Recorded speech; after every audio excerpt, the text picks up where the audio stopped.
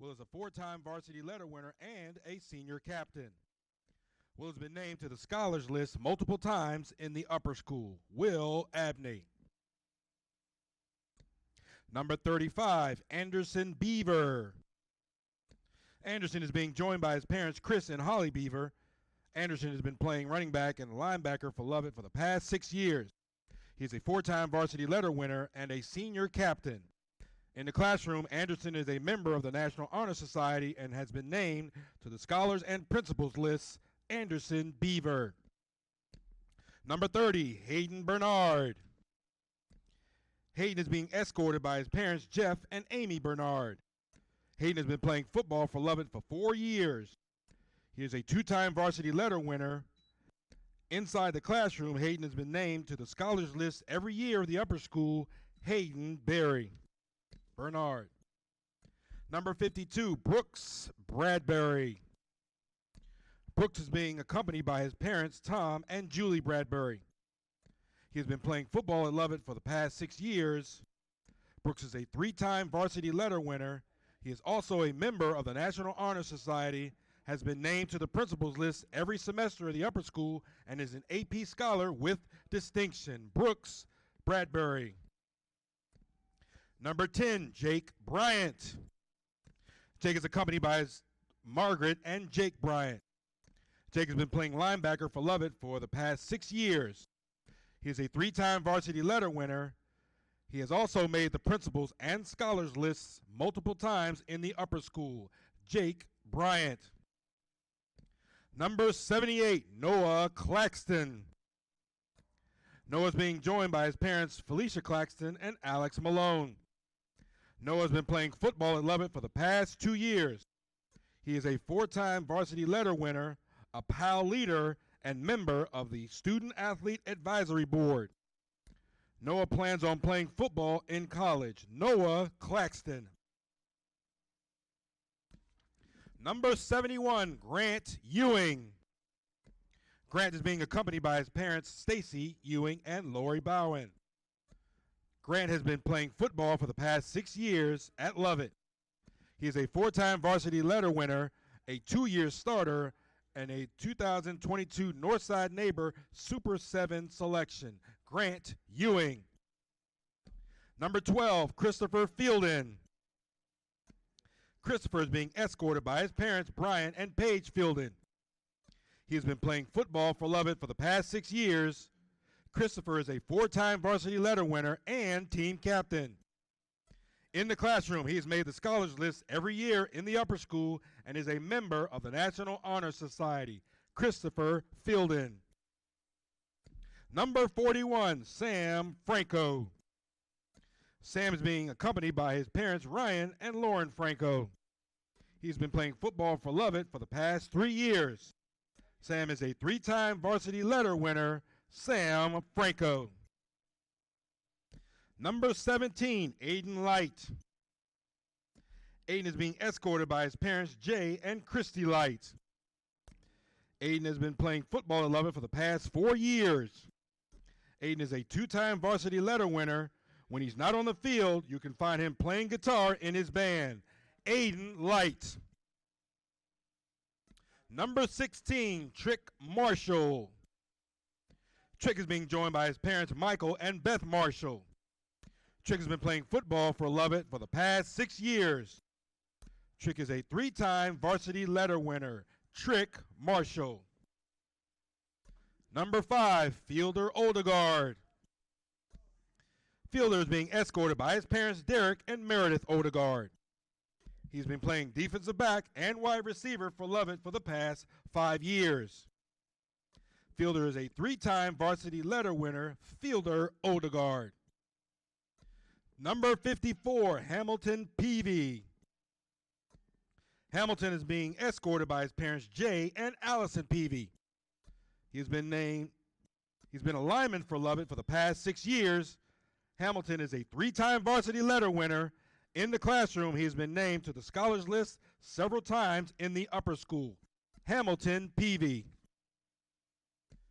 Number 25, Ridley Richard. Ridley is being joined by his parents, John and Catherine Richard. He's been playing tight end and defensive back for Lovett for the past 6 years. Ridley is a 3-time varsity letter winner in football.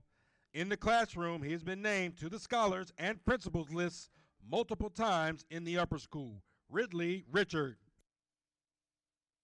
And rounding number 9, Hamilton Stewart.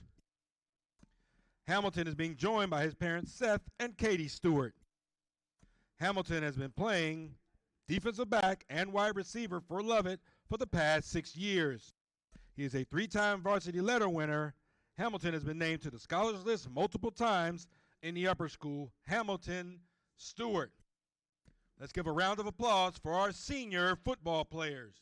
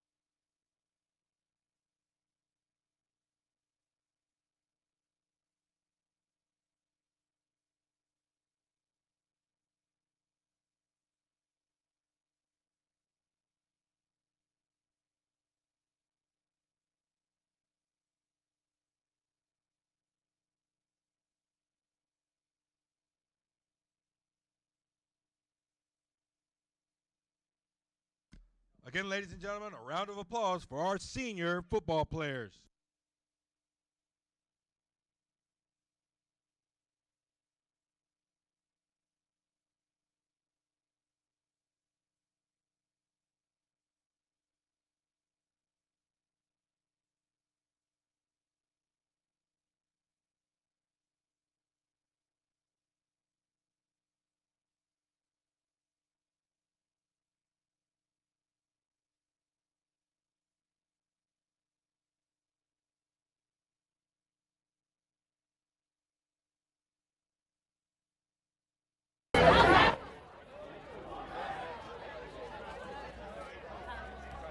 And now for our young lady Lions. And now Molly Bradbury. Molly is being accompanied by her parents Tom and Julie Bradbury. Been cheering for Lovett for the past 4 years. She's a 3-time varsity letter winner. Molly has made the scholars list multiple times in the upper school. Molly Bradbury. Hannah Claire Brown. Hannah Claire is being joined by her parents Matt Brown and Lisa. She has been a flyer for Lovett for the past 4 years. She's a 3-time varsity letter winner, Hannah Claire Brown. Melissa Darville.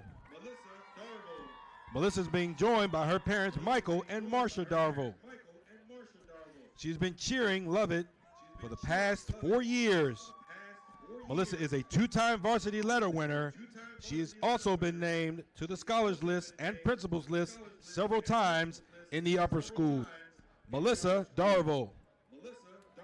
Myers Green. Myers is being accompanied by her parents BJ and Mary Catherine Green. Myers has been cheering for Lovett for the past 4 years. She's a 2-time varsity letter winner, a sportsmanship award recipient her junior year, and a senior captain this year.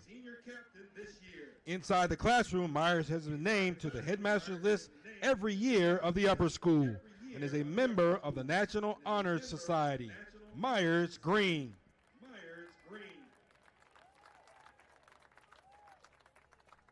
Margaret Hollingsworth. Margaret is being escorted by her father, Michael Hollingsworth. She's been a backstop for Lovett for the past 4 years. She's a 2-time varsity letter winner and senior captain this year. Margaret has been named to the headmaster's list every year of the upper school and is a member of the National Honor Society. Margaret Hollingsworth. Mary Douglas Colmead. Mary Douglas is being joined by her parents, Chris and Shannon Colmead. She's been cheering as a flyer for Lovett for the past 4 years. Mary Douglas is a 3-time varsity letter winner and senior captain this year.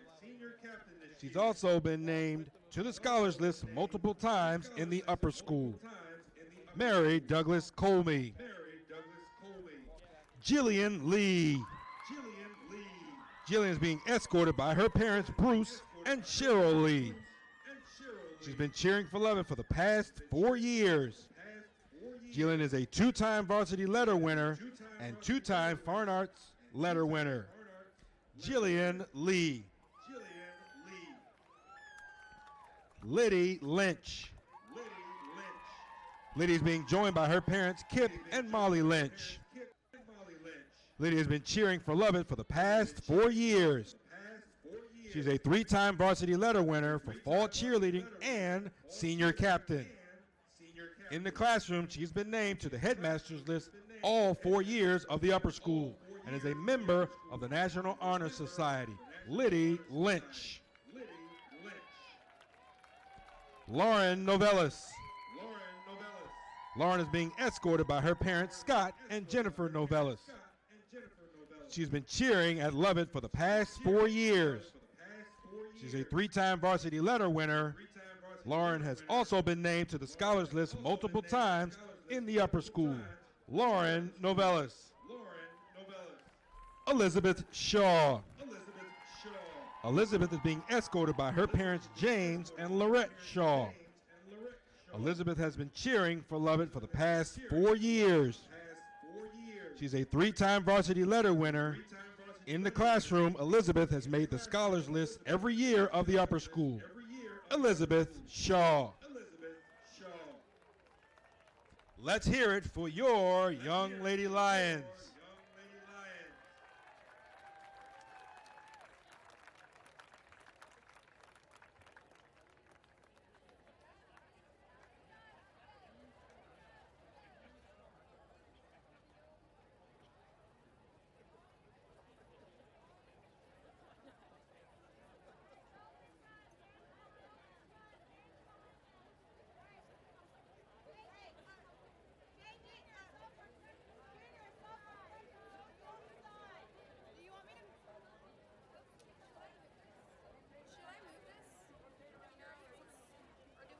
There's already one on the field. There's already one on the field. Over there? Okay. You see that one? The Canon 4K? Yeah. The Canon 4K? Yeah. That one is Live 2. That one is Live 2. So I'm going to be manning that one over there. I'm going to be manning that one over there. So. Is he on Unity right now? Is he on Unity right now? Is he on Unity right now?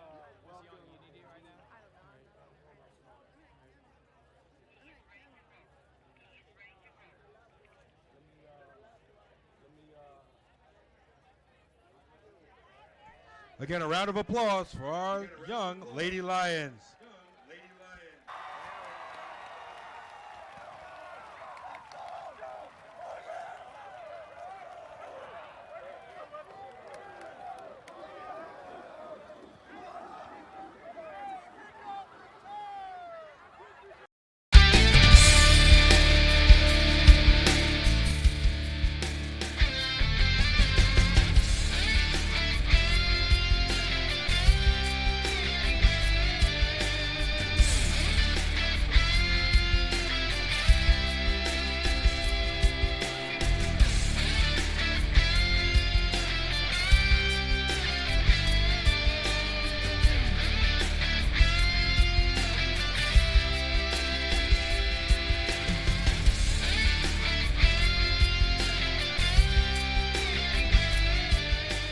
Online sports coverage of Lovett Athletics is brought to you by the Beery Cummings Group of Dorsey Austin Realtors, Fate Point Advisors,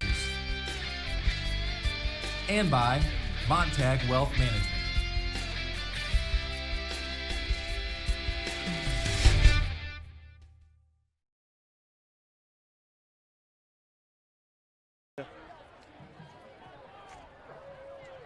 Here we go, week 12, Lovett Lions playing host to the Woodland Wolfpack.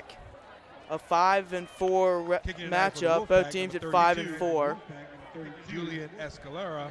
And a lot of playoff bids are on the line. Lovett's already locked in if you're interested. They have the 2 seed and they will be playing at home next week in a playoff first round game. But first they have to get through the Wolfpack of Woodland. Opening kickoff is away and we are underway. This one takes Christopher Field into the 12. He muffs it. Beaver picks it up off one bounce. Now he got some blockers. He goes to the far side. Throws a stiff arm. He's up to the 40 and dances his way out of bounds to the 45-yard line. And that's where the Lions will start with the ball in week 12. I'm up here in the booth. I'm Thomas Brown, up with fellow senior Jalen Turner. Nice to have you. And we are giving you coverage of week 12. Lions playing host to the Wolfpack. And the kickoff, Woodland won. They deferred. So the Lions, as you can see, have the ball first possession of the first half, and the Wolfpack will have it opening the second half. Ball spotted at the 44. Motion man. High snap for Preston Lusink, and he'll give it to Khalil Towns up past the 45 to about the 47. How confident are you on win this game, Thomas? Preston Lusink. Well, I think Khalil Towns. I mean, I'm confident. Play number 52, Lovett has shown sparks of offensive willpower, if you will, the last couple of weeks. They've really struggled on offense, but against 2 subpar opponents, they've got the offense back on track. And they're coming into this week winning their last 2. It's Lusink in the backfield. He'll look to throw. Pressure in the pocket. He rolls to the near sideline, getting chased, and he'll heave this one out of bounds onto the red track. And that'll bring up a 3rd down. A flag will sit on the play at the 30-yard line. Flag on the play. And I plan to man that camera. Thank God. Hold it. You got me on there? I hear you, John. We are going to have to step We need out to find for a just way to moment. fix it. Flag on the play is And the ones right personal there, foul. Rubbing the passer on the because we defense. had some electrical interference up top. I've been trying to Play fix it, resumes. and it keeps interrupting our feed, so we're going to have to go off air for about 5 minutes. All right. Okay. We'll be back. We'll be back on air. Stay with us.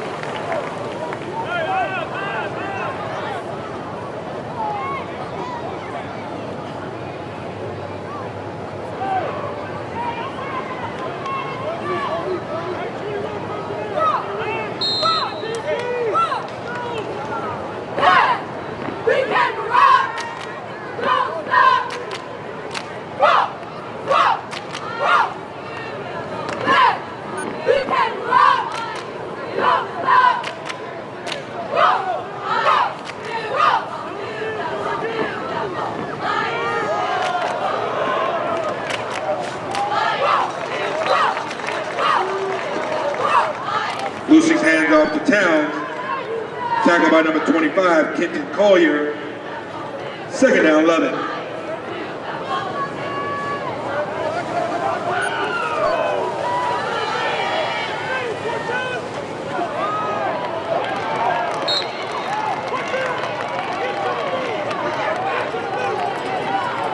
Will Towns on the carry.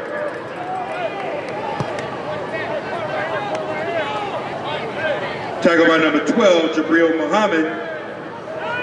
Brings up 3rd down for the Lions.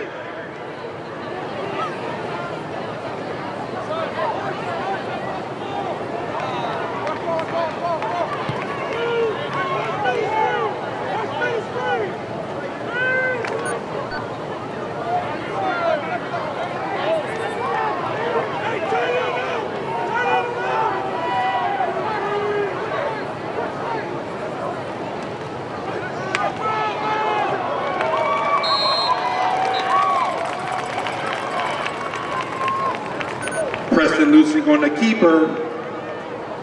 Tackle by number 50, Corbin Lee. Brings up 4th down for the Lions.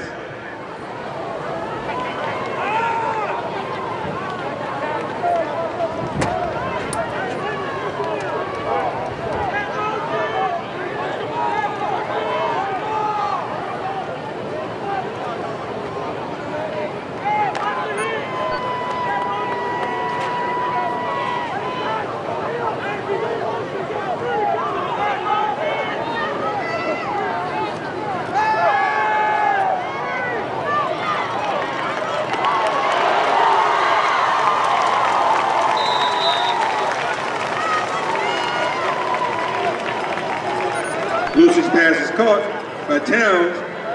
Tackle on the play, number 25, Kenton Collier. First down, love it.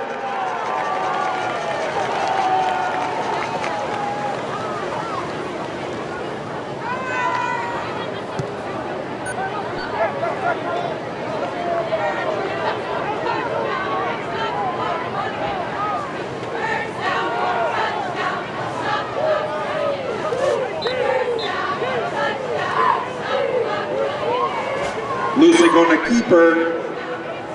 Tackle by number 47, Jackson Hickson.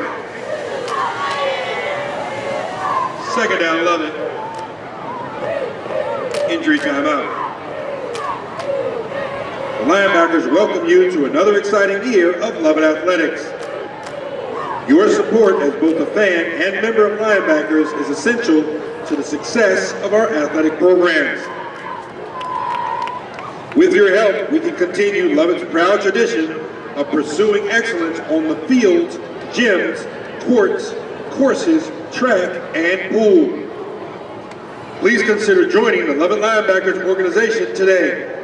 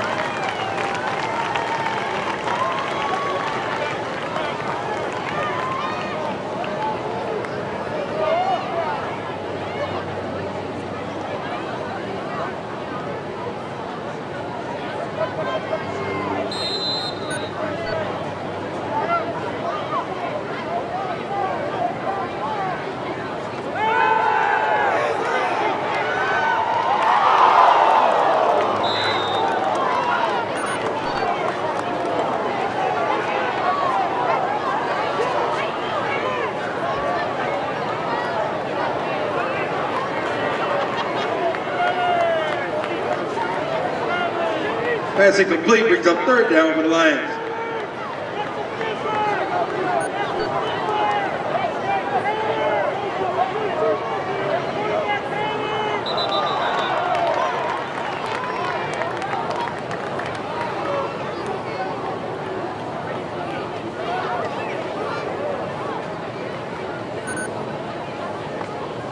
Flag on the play is offside by the defense.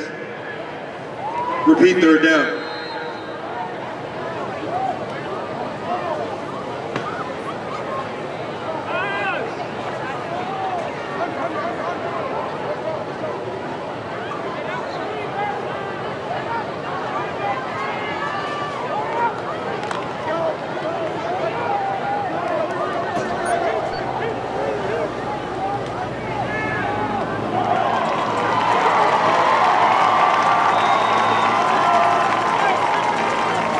Preston Lusig pass is caught by number 8, Luke Wallace. Touchdown, Lovett!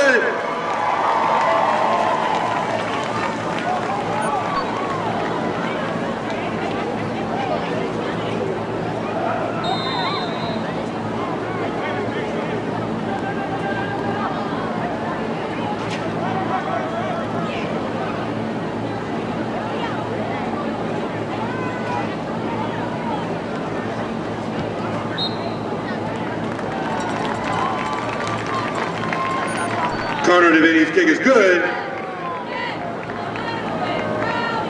Your Lovett Lions 7s, Wolfpack 0.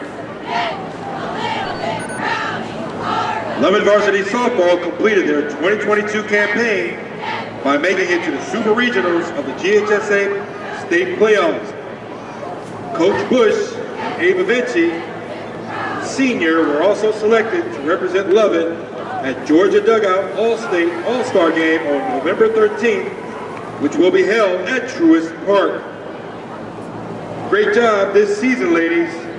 Made us all proud. Make sure to come out and support your fellow Lions.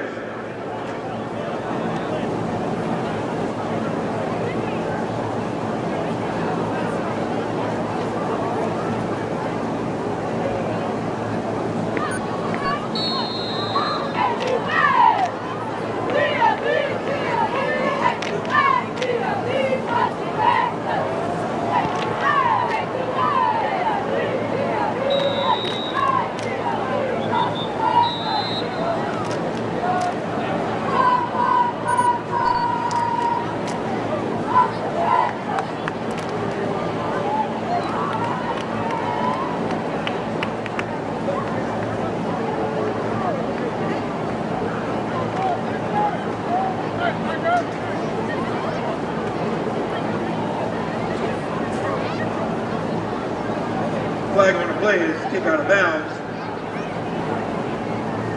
Play resumes. Wolfpack first down.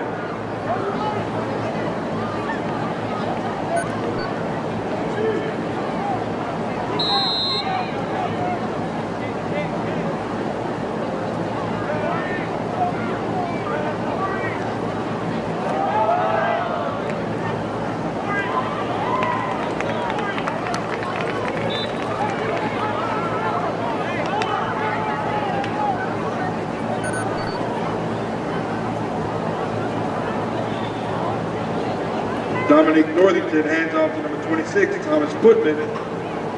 Tackle on the play, number 78, Noah Claxton. Second down, Wolfpack.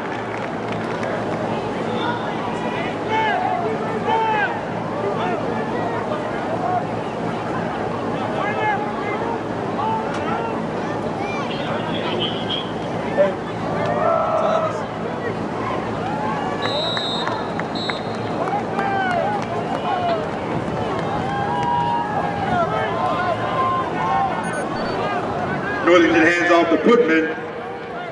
Tackle on the play, number 12, Christopher Fielding. Number 30, Hayden Bernard. Brings up third down for the Wolfpack. Don't want to miss on a play.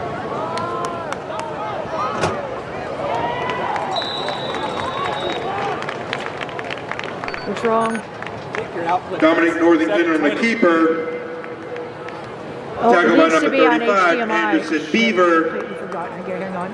I know you're good. I was gonna wait till there was a breakage in play. First So down. don't let me. We can do it after the next play. Okay, I gotta turn this on though, and then this is the. No, it says 1080. Yeah, but I think. Well, no. This is the. This is the. Here, I'll let you get this play. This is. That's the 50. Oh, how do you get the record to sync? When you record this one, it records on that one too. No, I'm hitting two buttons. Oh, I'm hitting I two see. buttons. We're hitting two. Yep. Yeah. But it should be on. Yeah, it says 10. It says 1920 by 1080. Yeah. Putman on the carry. Tackle by number 6, Michael Dollar. Second down, It Wolfpack. may not go off, okay? But just keep an eye on it. So turn it off when it goes off. No, it'll turn off on its own. And so when it does and it comes back on, just hit it to record again. But it may not go off. I'm wondering if he's seeing. I want to make sure to turn that up. You're not seeing that on there. No, we don't. We don't see it. Not typically. But this is the G50. So it should be on 1080. This is a 4K camera. Yeah, ours is too. Just make sure. Northington pitches to number 4, Yeah, Mackay resolution. Smith. Tackle on the play by number 30, Hayden Bernard. Just remember, I gotta load these clips. I know. Okay. Third down, Wolfpack. There we go. See if maybe 35 megabits per second. It just keeps. It's not you. It's our system. It keeps outputting you at 720, and I can't change it. Very frustrating. Okay, you're good. So leave it at 35. Yeah, I mean, all it'll do is just make it. Oh, it makes the clips Dominic bigger, Northington right? sacked in the backfield. I was by gonna number see 30. if it changes. If not, you can Hayden switch it back to Bernard 17. brings up Okay. fourth down for the It's Wolfpack. just that It'll make it too big. Yeah, it just takes forever. to load. Well, who else do I have to load tonight? I just have one other team. I thought I was gonna have to load 3. I only have to load 2, so that may not be too bad if I leave it. Well, let me see. Let me just check real quick, and I can tell you Okay. if it works. But yeah, this is that 4K camera, so I don't usually Yeah. have to change anything. You should be able to switch it back to 17 megabits. Okay.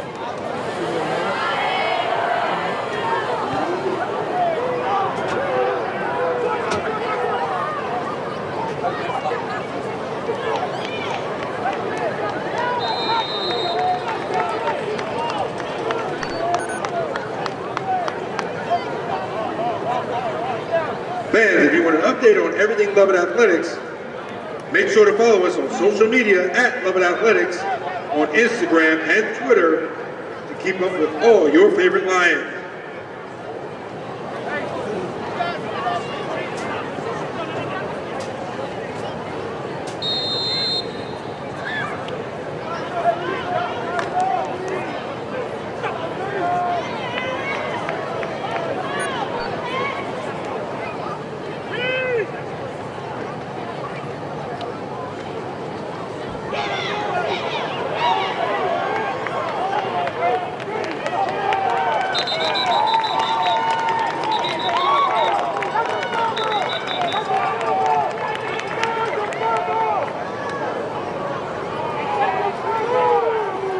Losing pitches to number 11, Dylan Mayers.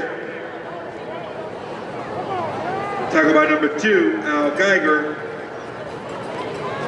Second down, 11.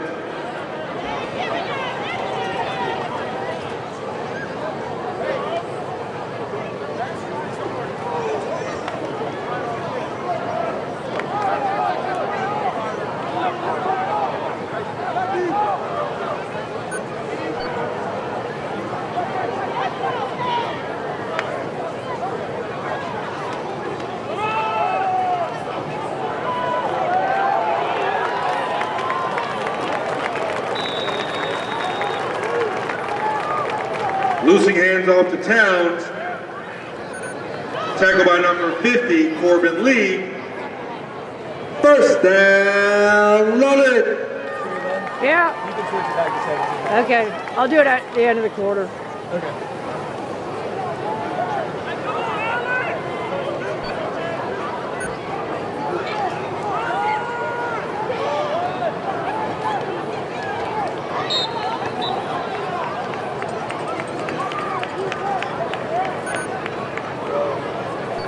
Khalil Towns on the carry. Tackle by number 43, Jaden Johnson. And 52, Braylon Harrell. Second down, love it.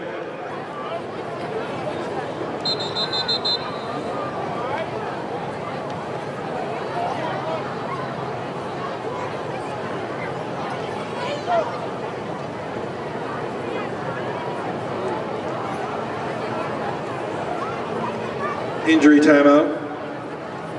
Lovett's varsity volleyball secured their spot in the state championship and will play Pace tomorrow morning at Lake Point at 11 a.m. Make sure to come out and support your fellow Lions.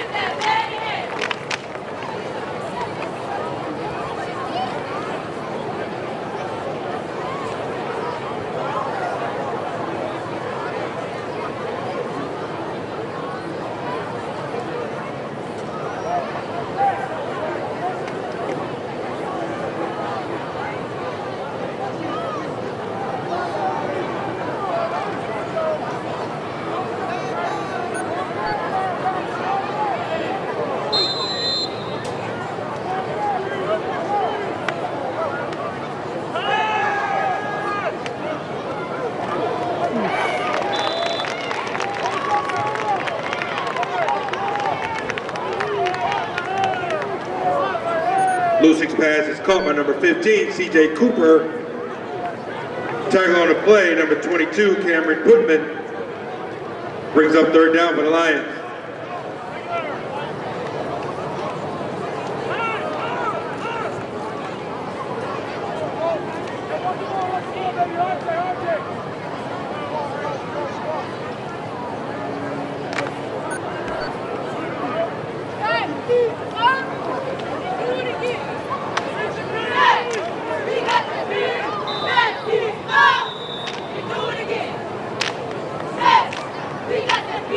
Timeout, love it.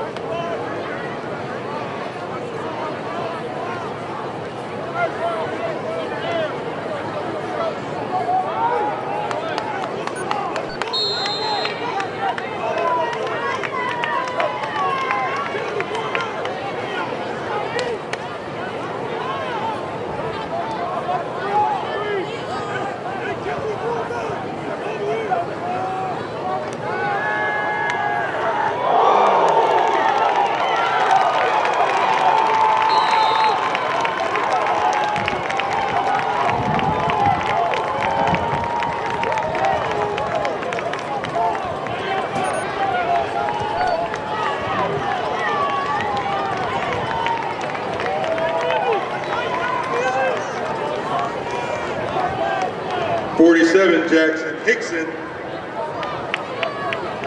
on the tackle and recovery. Play resumes, first down, Wolfpack.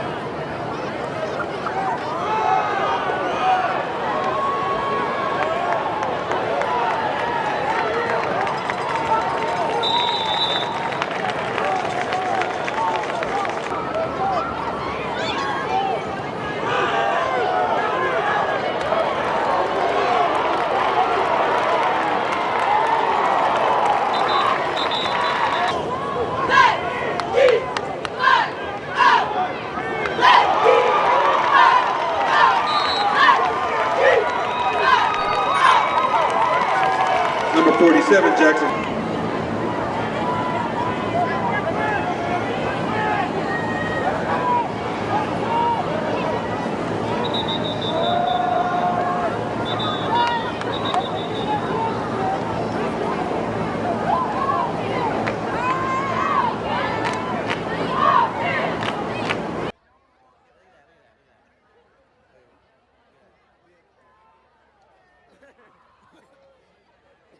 Everybody, I'm Noah Claxton. I'm here with Beth Garrett. And Beth, it is a special day. How are you doing today? I'm great. Today is my birthday. I have been at Lovett for 33 years, and I guess it's my turn to do the interview. So here I am. Well, happy birthday.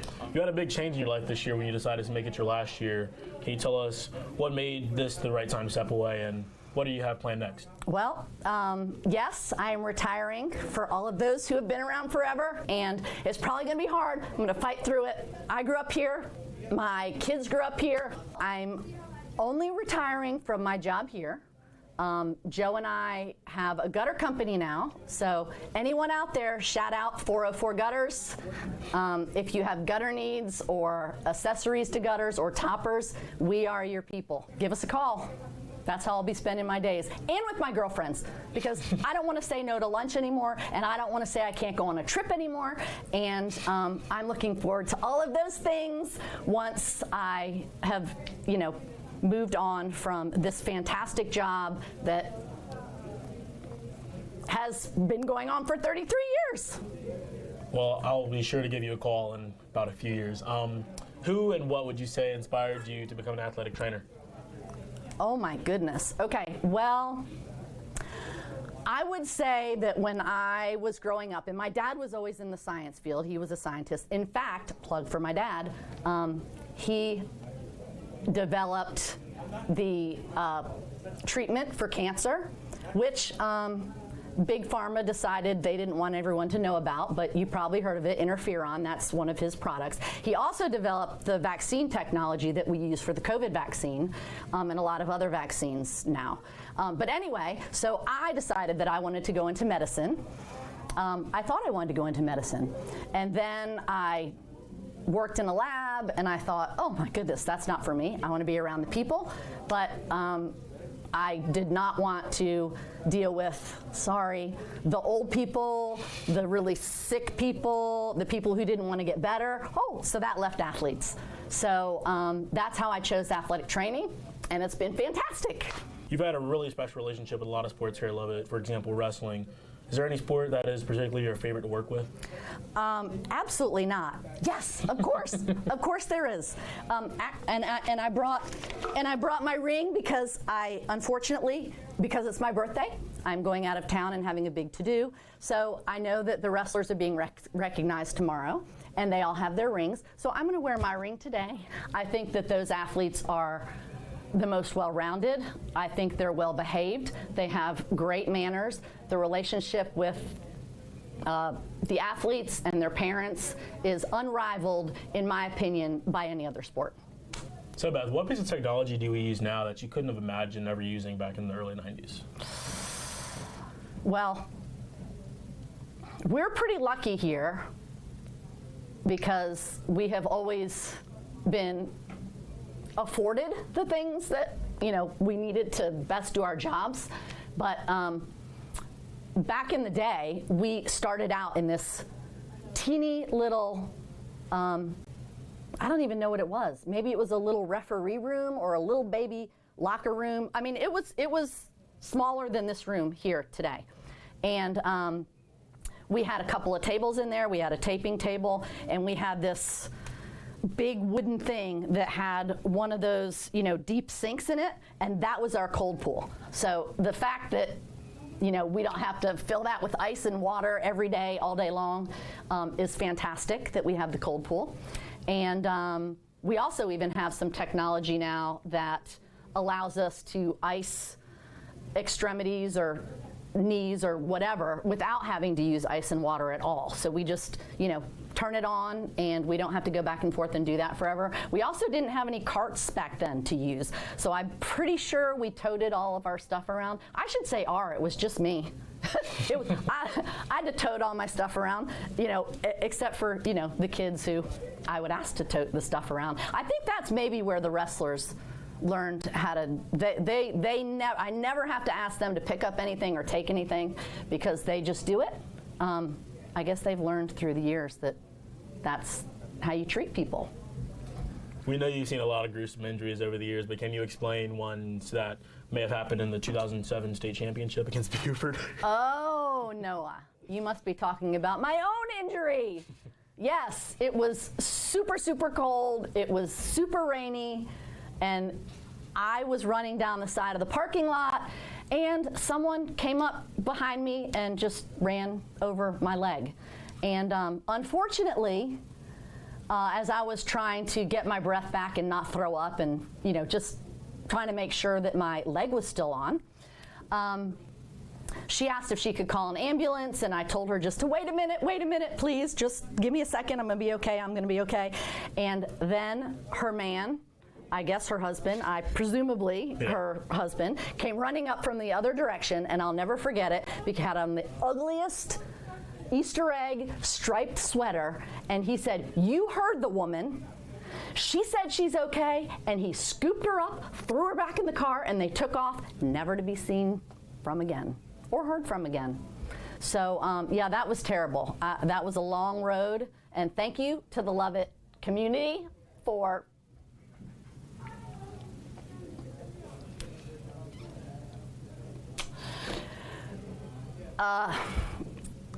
feeding my family,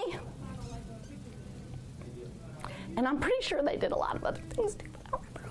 Okay. So, as the athletic trainer, what was the medical diagnosis? Foot detachment by car? No. It was actually it was a Lisfranc injury with surrounding fractures in my foot. So that required surgery and a very, very long road to recovery. Ended up with a blood clot, so that sent me back to the hospital and all kinds of treatment, and then ongoing blood thinners and all kinds of things. Oh, when they told me that we were doing this interview today and we were going to talk about this 2007 game, I had this shirt that has been in my cubby literally since 2008. It's our shirt that we got for that, which is this shirt, and we wrote on it back then that says, "and being run over." So I refuse to put it on. I'm still salty about that, but obviously we've moved on and done really well, and my foot is fine, thank you. Well, you didn't miss much. That game was pretty bad. Yeah, it was a horrific game, miserable. But you know what? A lot of people didn't even know that happened because we had a grad student then that looked a lot like me. Same build, same dark hair. And so everyone was saying, "Oh my gosh, you got run over and you stayed for the game and you're such a trooper." And I'm like, no. Heck no. I got pain medicine on the way home and I was not back for a while. What was your welcome to Lovett moment in terms of athletic training? Well, that would have to be Bill Raley and Jim Glasser were kind of the ringleaders back then. And they decided after practice one day, and I'm of course a newbie, right? I mean, I'm here, they don't know me from anyone. They don't know what I know, they don't know anything. So they came in and Bill apparently had hurt his knee. So I looked at his knee, and I'm sure I had the deer in the headlight look like, oh my God, he tore his ACL. He tore his ACL. And they started busting out laughing because Bill didn't have an ACL, and apparently they just wanted to find out if I knew anything and knew what I was doing. And so I guess I passed the test. I think that if you asked Bill now, because we're still really good friends, if you asked him now, he would say that it didn't take long to realize who was in charge of athletes and playing time on the field. That was going to be me, to his chagrin, I'm pretty sure. So Beth, on behalf of the entire Lovett community, we're really going to miss you. We thank you for the service that you've provided for the past 3 decades. And is there anything else you want to say? Yes! No, I'm going to miss everyone as well. And I'm going to do one more little plug because I have been hosting a Lovett alumni gathering for years, which we haven't had for 2 years because of COVID. And we are bringing that back on January 21st after we host the state dual tournament. So it will be the Lovett alumni gathering and the farewell to Beth. So come out, put it on your calendars, and give me the farewell that I deserve. I love that, Beth, and I love you, and I'm gonna miss you.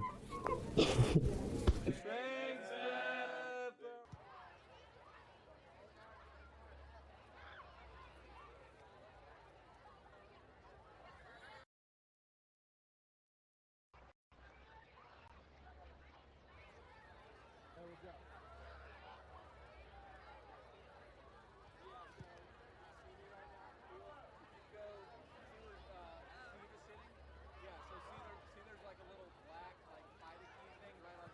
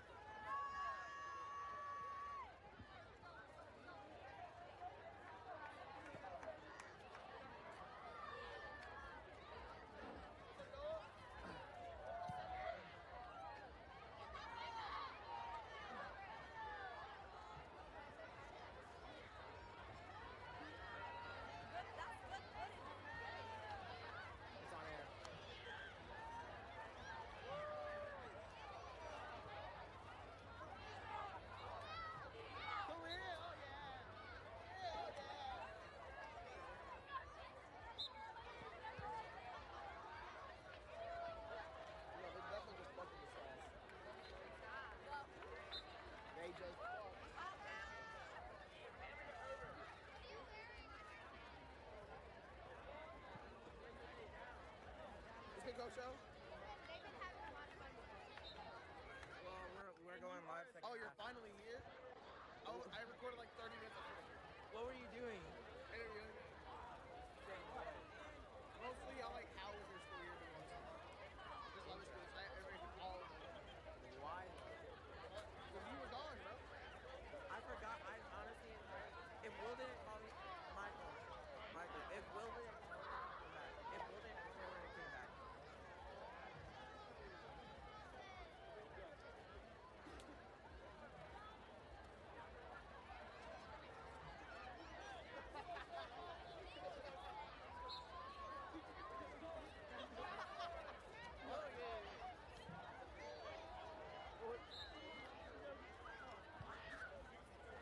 Hi, how are ya? You know I'm alright, guys? Alright, guys, we're coming back after half. It's 2:10 first quarter. We got people warming back up. After having a good halftime in the locker room, everybody get back ready. Have a good ending of this game. The score is still 21-7. Love it up by 14 points. And we're hoping to win this. And I have faith in this team. Hoping we're going to win. I have faith in this team, and I know we're going to pull through. There's no hoping. We scored and we're up 21-7. There's no way we lose. I mean, then again, the 2-3 could become a menace at any point in time. The guy on the going toss at the captain, they were all like here. And then the one guy was here. Exactly. I saw that. I don't understand how I'm the little 5'4". How does that even work? Was he guarding the ant pile? No, there was one guy was here. Exactly. Bro had a foot on him.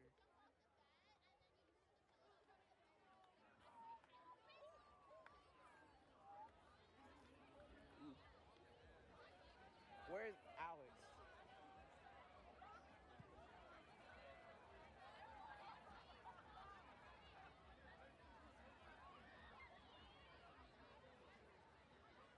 Alex, are you on Unity?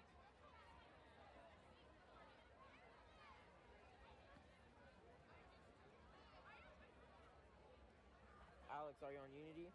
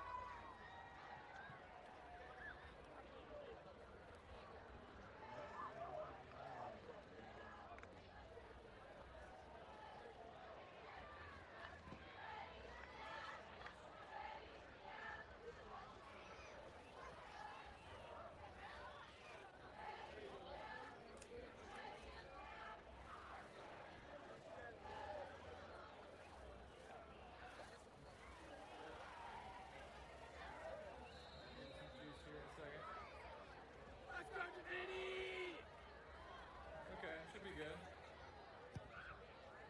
Is Alex still here? He's right here. All right, we're back for the second half. As you may know, if you've been sitting at home following this broadcast, we've had some technical difficulties throughout the first half. You've missed 4 touchdowns. Lions have 3 on the board, 21, and the Woodland Wolfpack has a touchdown of their own, 21-7. The score as we head into the second half.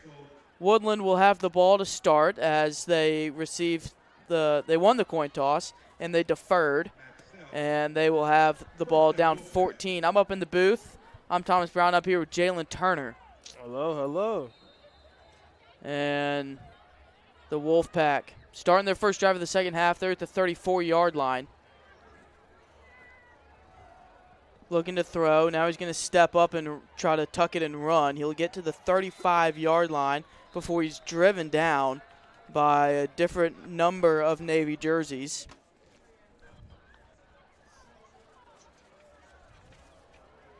Dominic Northington on the keeper. Tackle led by number 2, Christian Bell. Second down, Wolfpack. Dominic Northington, their quarterback for week 12. And a battle of two teams that are 5-5. The difference is their region record. 5-4, apologies. Difference is their region record. Second and 8, ball spotted at the 36. Wildcat to a running back. Looked like for a moment he was going to look to throw, and maybe he did. Right at the end of the play, goes out of bounds. He still has the ball in his hand. It looked like he threw like a fake pass, but I guess he didn't. So he'll keep it. Christian Bell from the backfield comes out and pushes him out of bounds. And so the Wolfpack of Woodland will see a third down in their opening drive.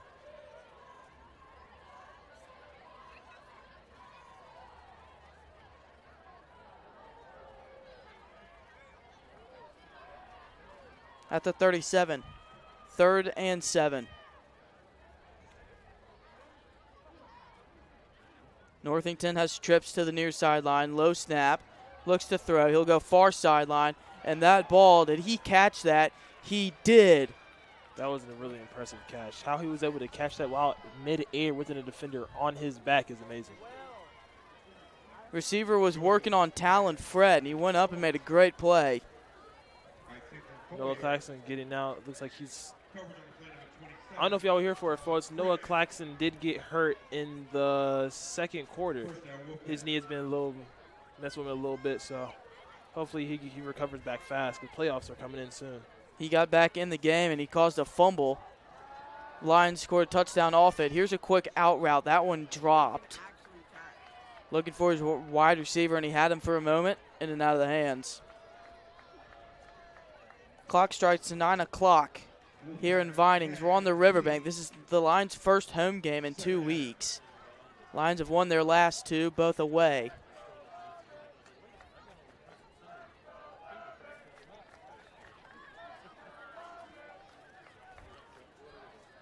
Wolfpack sees a 2nd and 10.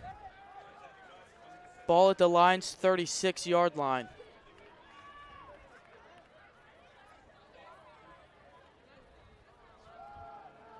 Northington looks to go deep. That one is overthrown. I believe he's looking for his wide receiver, Malachi Perry. We can move this one out of the way. You can do the handheld that Alex was doing. Would you rather do that? Talon Fred in coverage. Played that one well. And that'll bring up a Woodland 3rd and 10. So Lions, as I mentioned, have won their last two. They were both away. They went to Mount Zion. They shut them out, 44-0 win. Then they went to Hampton. They won that 42-20. So an offense that has seen their fair share of struggles throughout the season, got the ship rightened in the last 2 weeks, and they've put 21 up on the board in the first half. Mount Zion is not looking good this year. Northington trying to run out of the pocket. He finds his receiver. Up to about the 25-yard line. He got Al Geiger.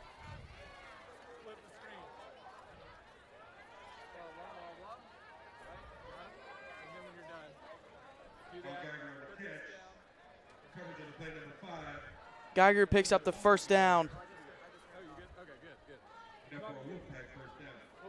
Christian Bell and Colin Carroll were coming after him. Colin Carroll, the juniors, had an excellent season defensively, replacing an injured Jake Bryan, and he's been everywhere on the field. North of about 40 tackles. Pressure in the backfield, it's Christian Bell, who wraps him up from the top of his shirt, pulls him down, back behind the 30-yard line, and a big sack from Christian Bell. Man, Christian is a really big dude. He may not look big from afar, but get up close to him, amazing. Just how fast and agile he is. Just be able to get around defenders is, at his age, is amazing. It's so amazing. Lions had 1 sack last week. That came from the hands of Colin Carroll. Christian Bell got in there and brought him down this time. And they see 2nd and 19. Here's a high screen. That one brought down. He's got some blocks. Colin Carroll is there for the tackle. He wraps him up just shy of the 20-yard line. And they try to get back to the line of scrimmage where they will see a 3rd down. I'm not going to lie. I thought he missed that right there. The pass looks so high from where we are. 8:25 left in the 3rd. Lions up 14, but Woodland is driving. But they're stuck at a 3rd and 9.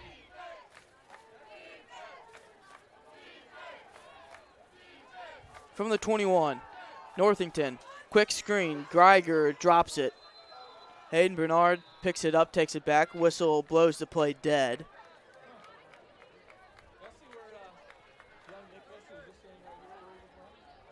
And the Lions get a stop from their defense. And on comes, I presume, the field goal unit for the Woodland Wolfpack. Down 14. They would have liked a touchdown, but they will settle for what seems to be a field goal attempt.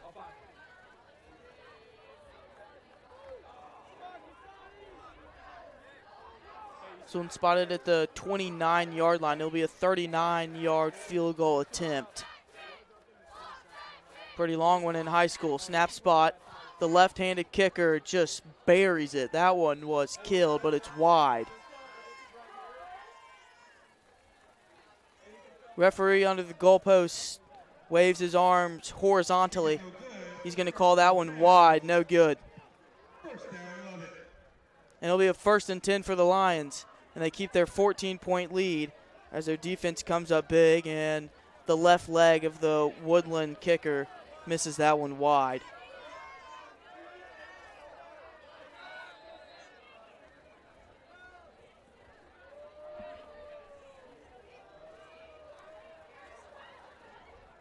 First and 10, Lions will have it at the 20-yard line. 7:58 left in the 3rd quarter. Townsend and Lusink in the backfield. Dylan Mayers, the motion man. They'll flip it to him. Get some blocks, trying to get the edge. Up past the 20, here comes a flag. It's going to hit the DB that was running after Dylan Mayers, and it falls at the 21-yard line. We'll see what the call is. Noah Claxton looking at the referee like he's trying to argue it. So this one might be coming back on the Lions.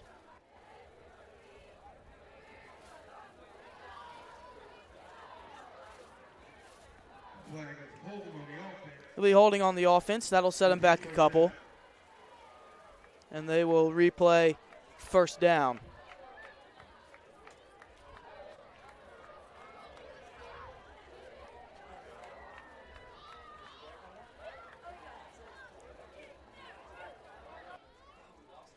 All right, that'll back him up 10. 1st and 20 from the 11. Mayers motion man once again, but this time they'll hand it off to Khalil Towns. Running up the middle, he stopped a couple yards in his track. He'll try to fight to the 20-yard line. So far, that play has been working against this team very well. I believe, their last touchdown, that's what happens? Khalil just ran right through? Khalil has a touchdown in this game. He's rushed for 109 yards and a touchdown. That was in the 1st half on 15 attempts. Now after a 5-yard run, that gets him to the 15. He's 2nd and 15. Mayers motions again. Now they'll sweep it. This time to the far sideline. Towns trying to find his blockers in Dylan Mayers. He will try to get the edge, and he's forced out of bounds after he picks up a couple. Clock will stop at 7 minutes flat.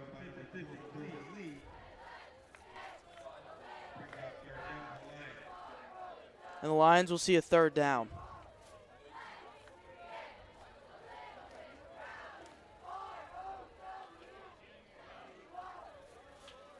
Ball placed at the 17.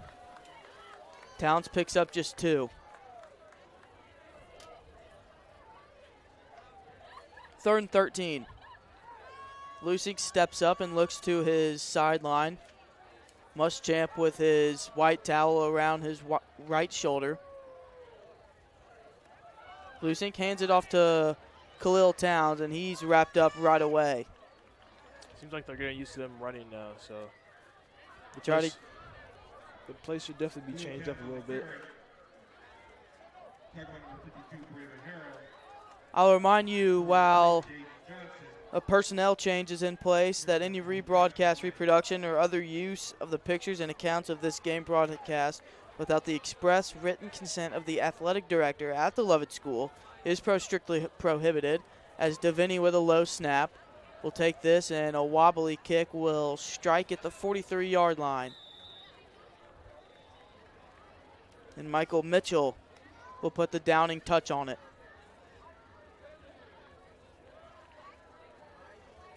Wolfpack get the ball back. Last drive out, they missed a field goal, a 39-yarder. It had plenty of leg. It was almost shocking how much power he had in that left leg of his. Oh, yeah, that was amazing. I think that's the best kick I've seen so far, to be honest. Just a little wide. Proud tradition of pursuing excellence on the field, gym, courts, courses, track, and pool. Please consider joining the Lovett Linebackers. Lions defense looked good so far in this game. They faulted only 7 so far. Couple of turnovers. So far, nothing to be crazy about that. Here's a wide snap. Bobbles it in the backfield, and guess who? Christian Bell comes up and takes him down. That one brings the Wolfpack back into their own territory. I didn't even see him come from behind. That is an amazing tackle. That play was kind of shot dead from the moment it started.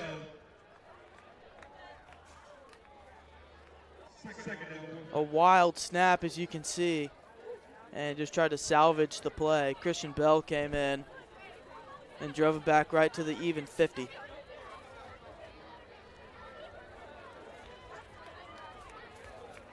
Loss of 7.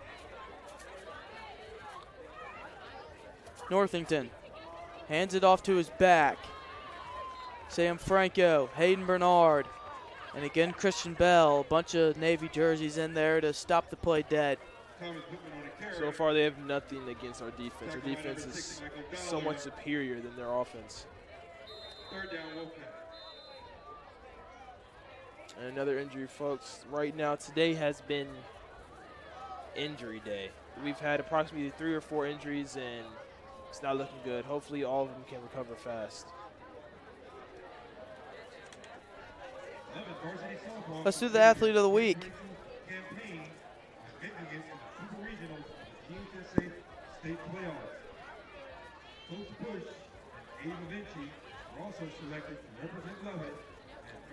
Charlotte Lee is the Otters athlete of the week. She's got 7 digs. And the first 2 rounds of the matches against Southwest DeKalb and Sorenaville, Charlotte totaled 7 digs and 6 aces, both after defeating Shaw in the quarters and dispatching Whitewater in the semis, both 3-0.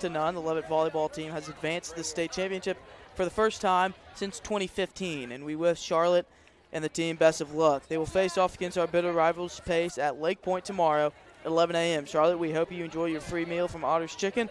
Congratulations, you are our athlete of the week.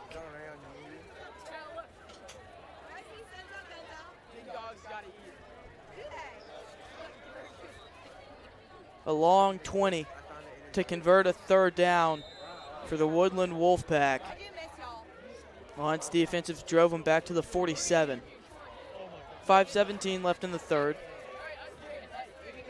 Direct snap, Northington. Looks to the near sideline, and he'll zip it. Fielder Odegaard is there. He'll get up and make a nice solo tackle. And that'll bring up a 4th. Quick 3 and out for the Woodland Wolfpack as that drive goes to nothing. And they will bring the punt unit back on the field once more.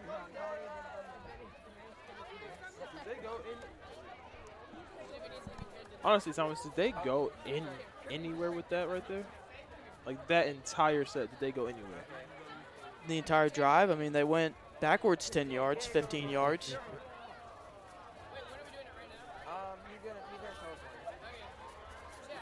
They'll have a 4th and 25. Lions get in there, tried to block it. It will take a Lion-friendly bounce, and then they dive on it.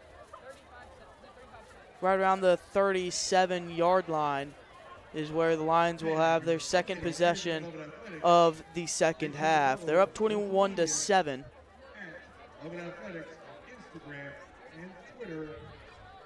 Lusink and his offense looking to extend that lead with any kind of points, field goal, touchdown. So they will have it. 1st and 10 from the 37. 4:10 left in the third period. Lusink solo in the shotgun. Now he'll hand it off to Towns and an end around to Dylan Mayers. We've seen this play before. Good block by Will Abney. And Mayers is up to about the 50-yard line before he's forced out of bounds. Tricky play called by Coach Muschamp, and the Lions will have a first. First to Dylan Mayers. Tackle on the play, Cortez Price. Flag on the play.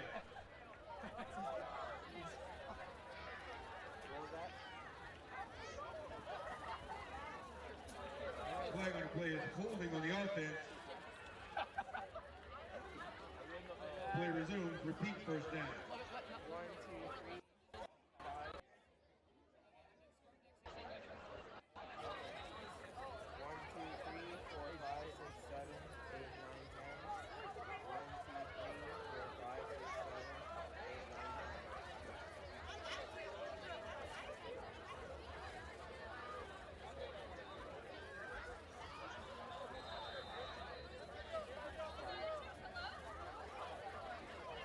All right, back live, 1st and 21.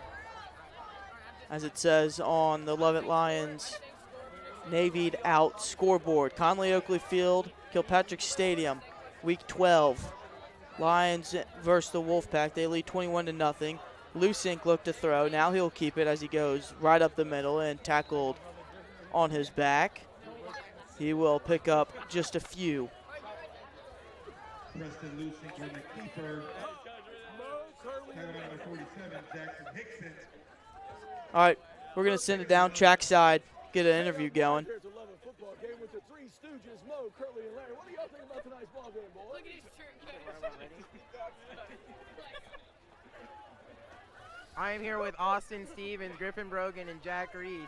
Guys, how do you think the Lions have been playing today? We've been playing great. We've been playing great. Start up fast. Any final score predictions? I think it's going to be 32-10. Yeah, I got a 35-10. 35-13. Okay, can I get a go Lions for the camera? Go Lions! Yeah. That one goes incomplete. Looking deep down the field, and Lusink overshot all of them. So that will bring up a Lions 3rd and 18.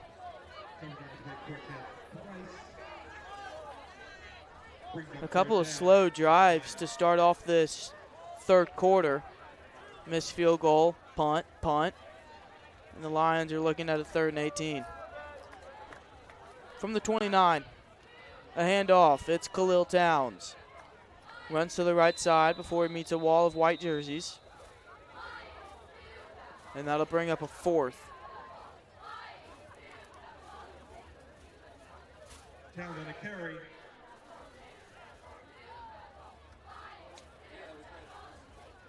Punt team ready to come on from the sideline.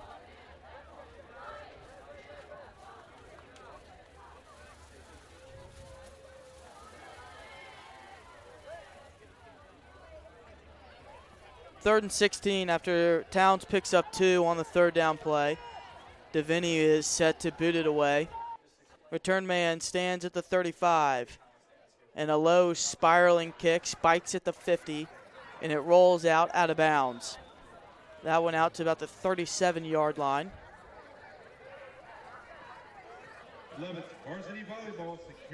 Let's see if they can do it. Let's see if they can do anything with this defense right now. It looks like so far it's not going their way. Make sure to come out and support your fellow Lions.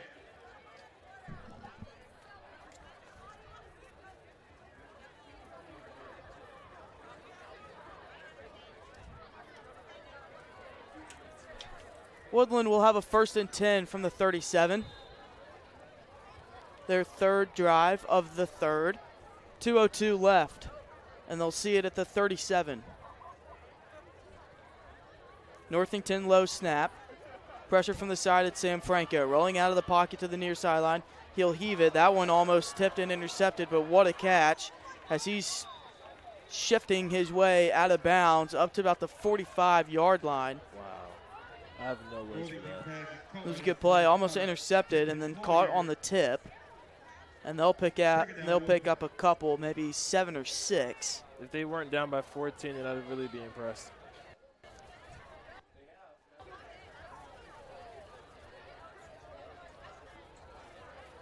They'll officially pick up 8.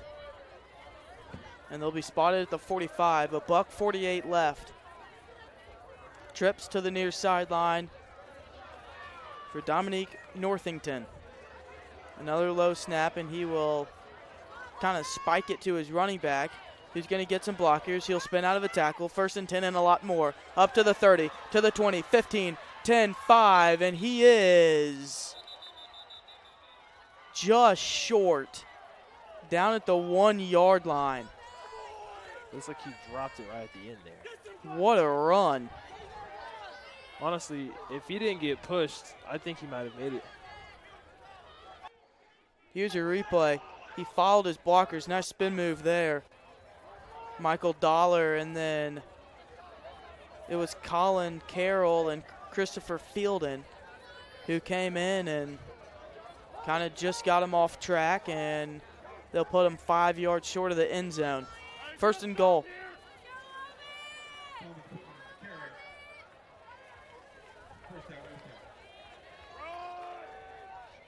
Lorenzo Monix had the carry last time out, and that one not much to talk about. Not a huge game, but pick about 1. The game's a game. They have 4 downs to go. If they can just make 1 more or just 3 more, then they might get a touchdown. They might.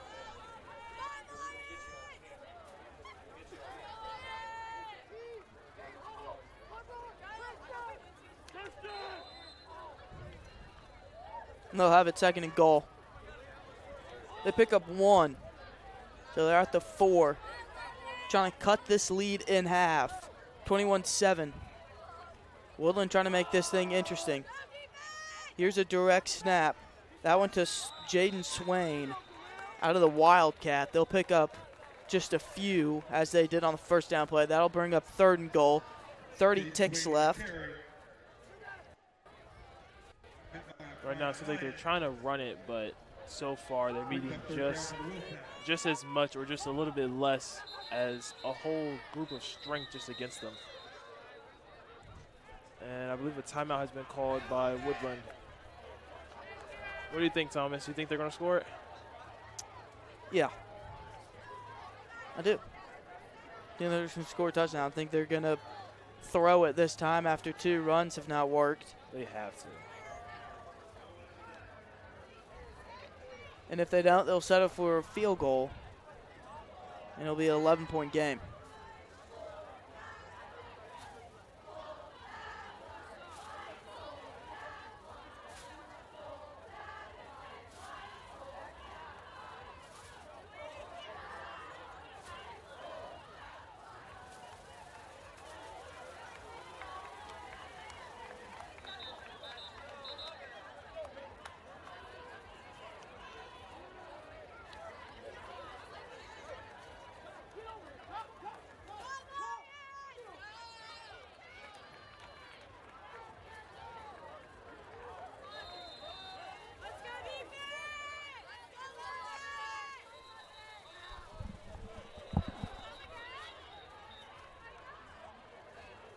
Flag on the play has been thrown by the ref. Let's see what they call here. Maybe a false start. And it will be. That'll back them up 5. Flag on the play is false start by the offense. I bet the coach is not happy about that one. It's a costly 5 from 3rd and 2 to 3rd and 7.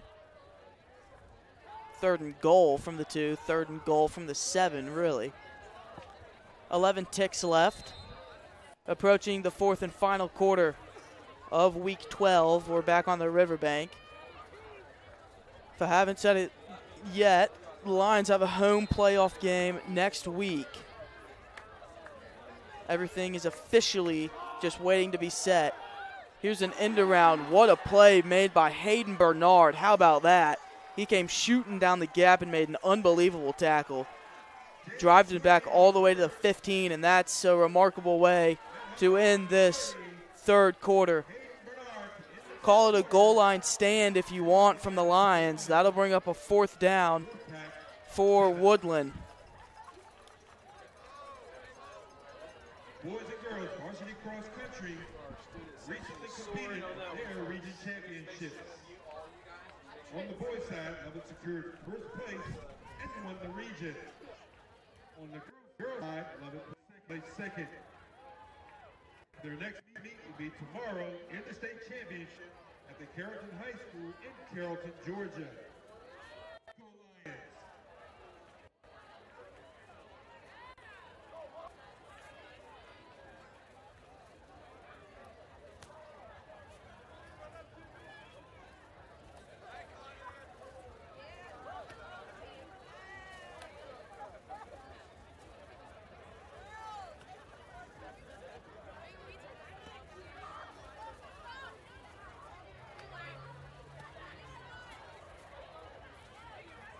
We're headed into the start of the fourth quarter, and I've got a special guest up here in the booth, Mr. James Brunson. Always nice to have special guests, and welcome to the booth. Thank you for having me. Yeah, absolutely. Thank you for coming. So I've been told that you won some Love It auction last week. Just give us and the viewers some kind of breakdown about that. Yeah, it was actually back in the spring last year. Yeah. They have the auction once every 3 years, and I think they've changed, and they're going to have it actually once every other year now because it was so much fun. And there are a lot of items that you can bid on there at the auction that people donate, and this was one of them, and my wife bid on it and won it, so I'm happy to be here. How about that? That's great. Yeah. That's fun. Flag on the play as we went back to the third down play. Hayden Bernard ran down an end around. And there's a couple pictures on your screen, kind of a slideshow-esque video of the auction. Again, I'm up here with Mr. James Brunson. Yeah, they have the auction. Like I said, it used to be every 3 years. Now it's every 2 at the Stave Room. I think the highlight of last year's was a puppy dog that they auctioned off. How about that? Yeah, black lab puppy. That's great. To the field, it'll be what says a 4th and 18 play. So, Mr. Brunson, so far, how do you feel about the game? It's tight. This goal line stand was huge. It was big. Yeah. It was big. Love it. Needed that. Yep, that's for sure. Here's a ball will be kicked from the 25, 35-yard field goal, but the hold will be muffed, and he will be brought down back to the 30-yard line, the 32-yard line, and that is a great defensive stand. Huge stop. That's huge.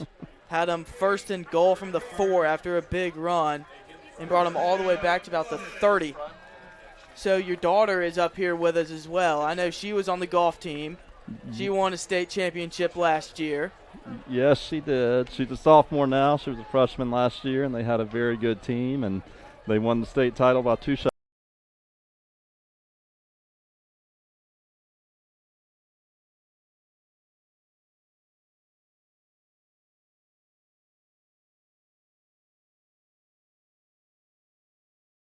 On the second day, and her score counted, which was great. That's great. That's Yeah. always fun. Here's a run with Khalil Towns up to the 45. He'll pick up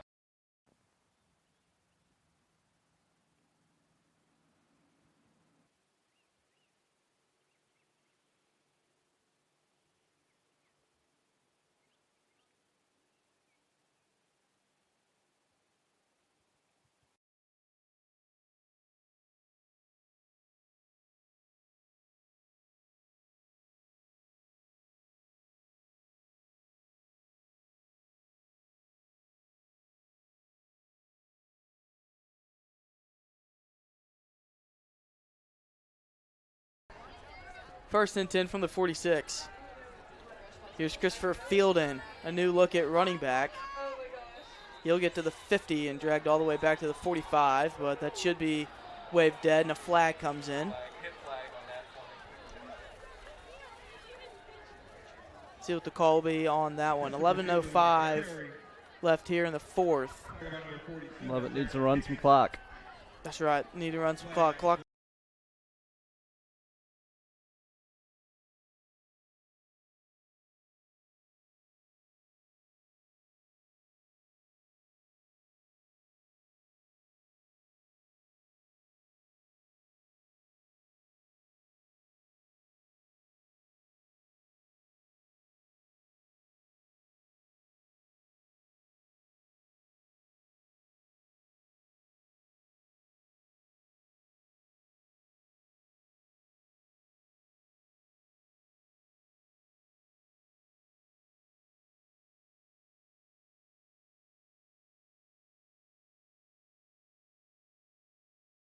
Girls coach. Oh yeah, they were great coaches.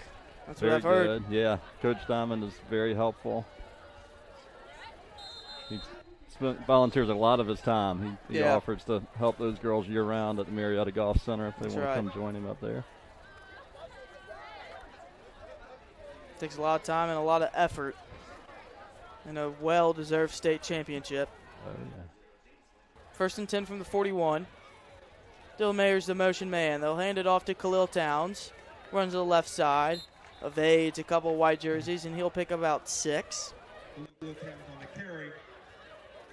Tackle by number 4, Makai Smith. Second down, 11.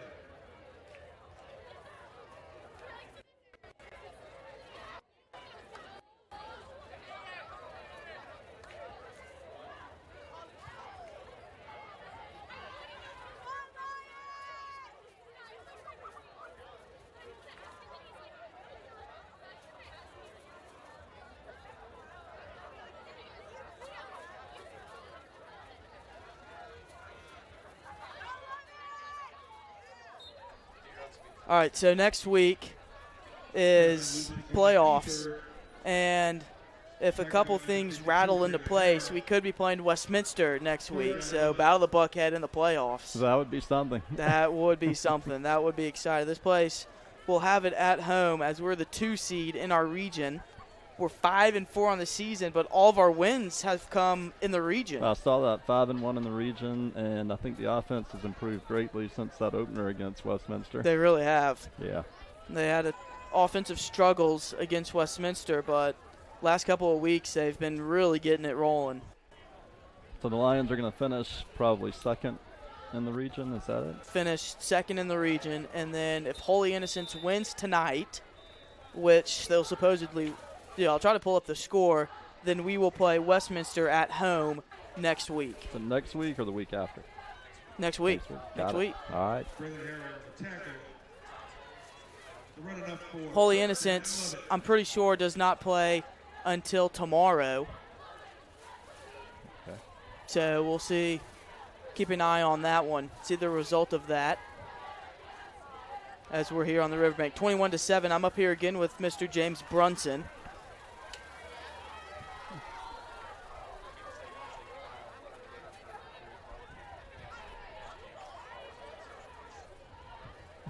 All right, you can keep an eye on Lovett Twitter. Here's one down the field. That one caught. Ridley Richard diving to the end zone. Touchdown, Lions. A huge 30-yard touchdown throw. Preston Lusink connects with Ridley Richard. That's a lot of breathing room. That is big insurance right there. Very good. That's amazing for Ridley. Ridley missed his first touchdown pass in the first quarter. Yeah, he was open at that exact same spot where he just caught it. That is amazing right there. Yeah. And he puts it in for 6. Beat his man. Al Geiger. Might have been playing zone right there, and they just got a top of it. Very good drive following that defensive stand. Yeah, those are 2 good possessions. That'll put up Lovett 21, 28-7. And a big insurance touchdown. And You can check updates about this game and maybe next week on Lovett's social media at Lovett Athletics, Twitter and Instagram. You follow it? I do. In fact, I've been on Twitter and followed them on Twitter for years, but I did not get on the Instagram until my daughter's golf season last year. Oh, yeah? Yeah. It was worth it. That's right. It was worth it. They put out a great video following the state title. Did they? Yeah. That's great.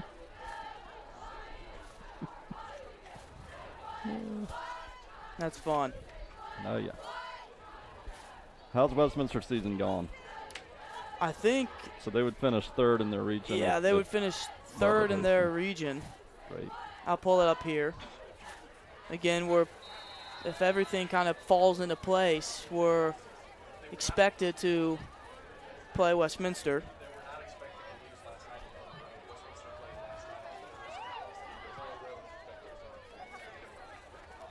Westminster played on a Thursday night as the kickoff will be taken around the 10. Lowers his shoulder, gets past the 25.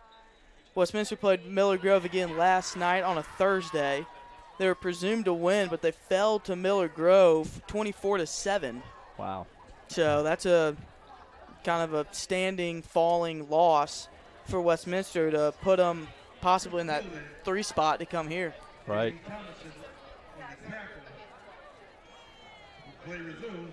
8:34 left on the clock. So last year was Lovett in 2A or 3A. They weren't in the same We classification moved as up Westminster, in right? maybe a region, Right. maybe an A. Moved up classification to 4, Right. 4A. Right.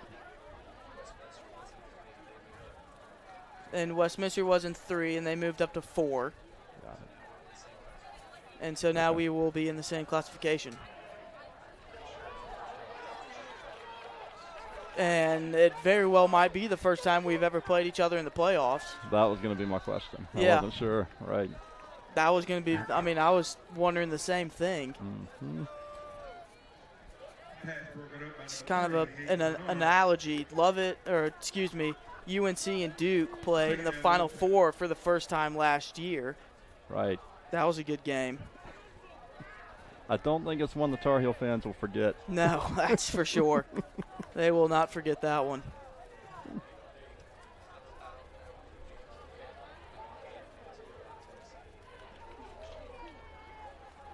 You got thoughts on the Georgia-Tennessee game tomorrow? I think it's going to be higher scoring maybe than a typical Georgia game. Yeah. Playing at home and knowing they can probably control the ball a little bit, I imagine that they're going to find a way to get a win tomorrow in Athens. Athens is going to be rocking. It will be. Yeah. Game day's there. Yeah, that's really cool. Yeah. Who's your team? I'm a Clemson Tiger. Are you? Yeah. Clemson Tiger? Yep. I went to a golf camp in Clemson a couple of years ago. Yeah, my daughter went to that golf camp this summer. Yeah. How about that? A lot of fun. It is a lot of fun. The Walker course is a nice course. It's a great course. Yeah. It's a lot of fun to play. Mm-hmm. 3rd and 4 from the 33 from the 4, the Wolfpack. They go trips to the far sideline. Single receiver to the Navy Lions sideline. Northington, a quick screen, and that one will be blown dead. Flag on the play. False start on the offense. False start on the offense. That'll bring him back 5.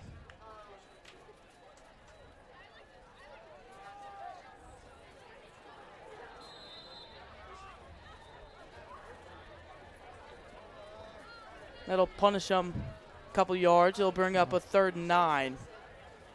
Trails them back to the 28. Their own side of the field. Woodland has not had a lot of success throwing the ball tonight. They have not. I've noticed that they have primarily only done a couple screens and short throws. Mm-hmm. Maybe a shot here and there, but nothing has really connected. Another flag. Flag on the play. False start on the offense. Another false start. Repeat 3rd down. So before Woodland knows it, They're back 10 from a manageable 3rd and 4 to a lot longer 3rd and 14. You know what I call that, Thomas? A 2-and-1 special. Do you? Yeah. Is that what they say? Nope, I made it up. Well, it helps love it. That's right. 3rd and 14. Northington, he's going to look to throw.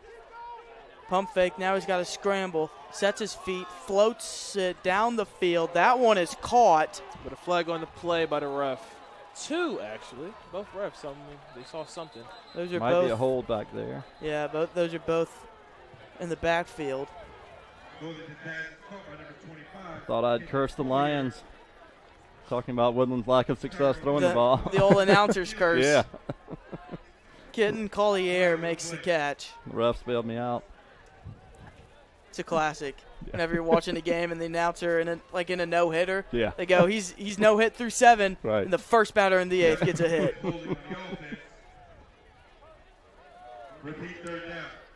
I will say this, though. Woodland has made some really tough catches that I've never seen any other football team make so far as a commentator.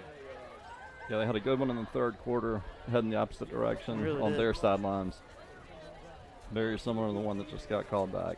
If they weren't down by so much, it'd be really impressive.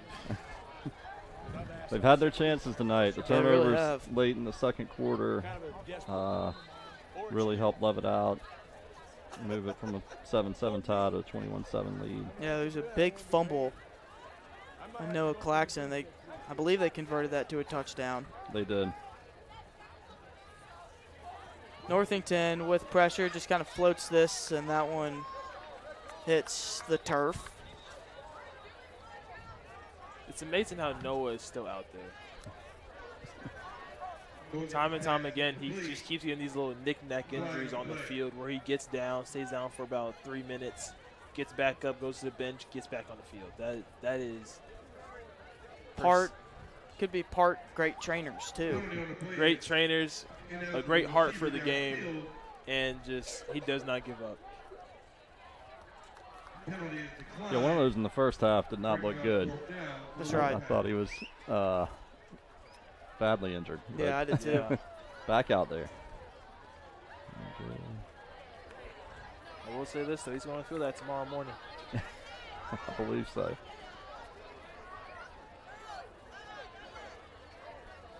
The long snaps on these punts have been an adventure for Woodland tonight. They've had some unwarranted struggles on these. Let's see what this one looks like. This time, clean enough. That'll send Beaver back in a bit of a muff, but he picks it up back on the first bounce. If you're just joining us, special guest James Brunson up in the booth, winner of a Lovett auction, daughter state champion in golf.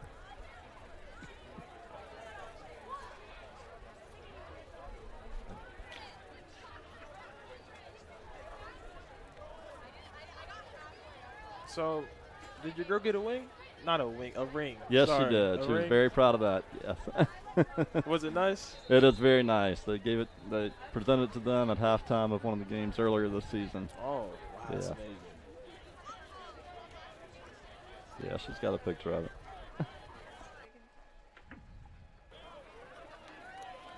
Lions back on offense from the 49.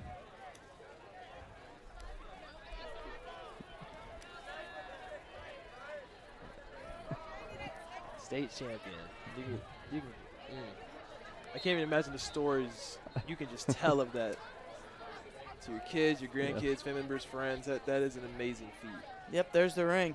It's a very close tournament. They had a 7-shot lead after the first day and finished with a 2-shot win. So it was a down to the back 9. Down to the back 9. Final few holes.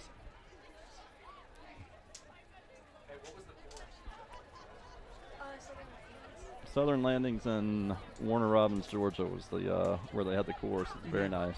Yeah. In good condition. Oh yeah. 2nd and 10. Dylan Mayers throws a stiff arm. Flag comes in at the end of that play. Maybe a face mask. Tackle by number 6, Timothy Brent. Flag on the play. They'll bring up a loss for the Lions, I believe. That's a first. Well, Face mask on Woodland. yeah, maybe face mask on Woodland. Yeah. Yeah, face mask on the defense.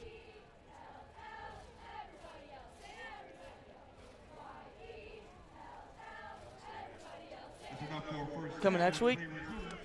I hope so. I may be at the Clemson-Louisville game, so we'll see. 2 good games we may to have offer. Yeah, we may have to change our plans and stick around and watch the second Battle of Buckhead of the fall.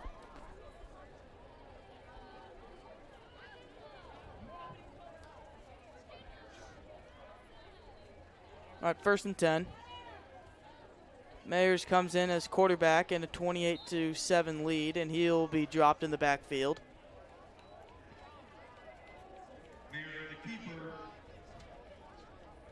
Tackle by number 12, Jabril Muhammad. Second down, 11. All right, so specifically about the Lovett Network.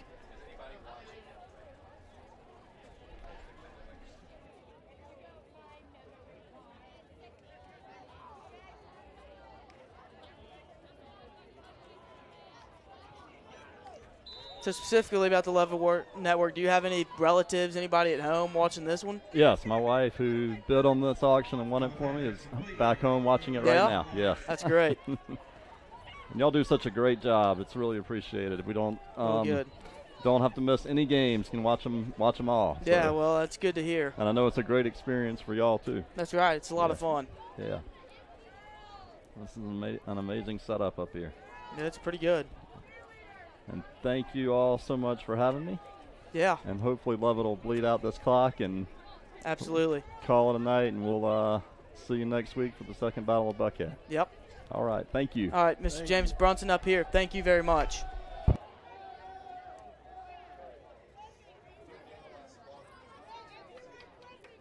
Lovett auction winner, state champion for his daughter in Lovett Golf. They ran the same play. Special guest of Mr. James Brunson. Who's that, man? 5:43 left in this one. Sonny Bartlett. Pushed out of bounds by number 25, Kenton Collier. That's enough for Lovett. First down. Lions trying to bleed out this clock. But the clock don't want to bleed.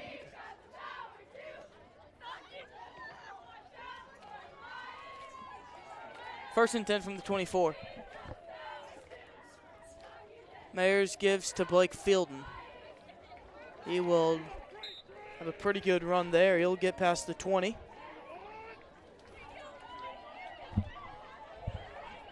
All right, Thomas.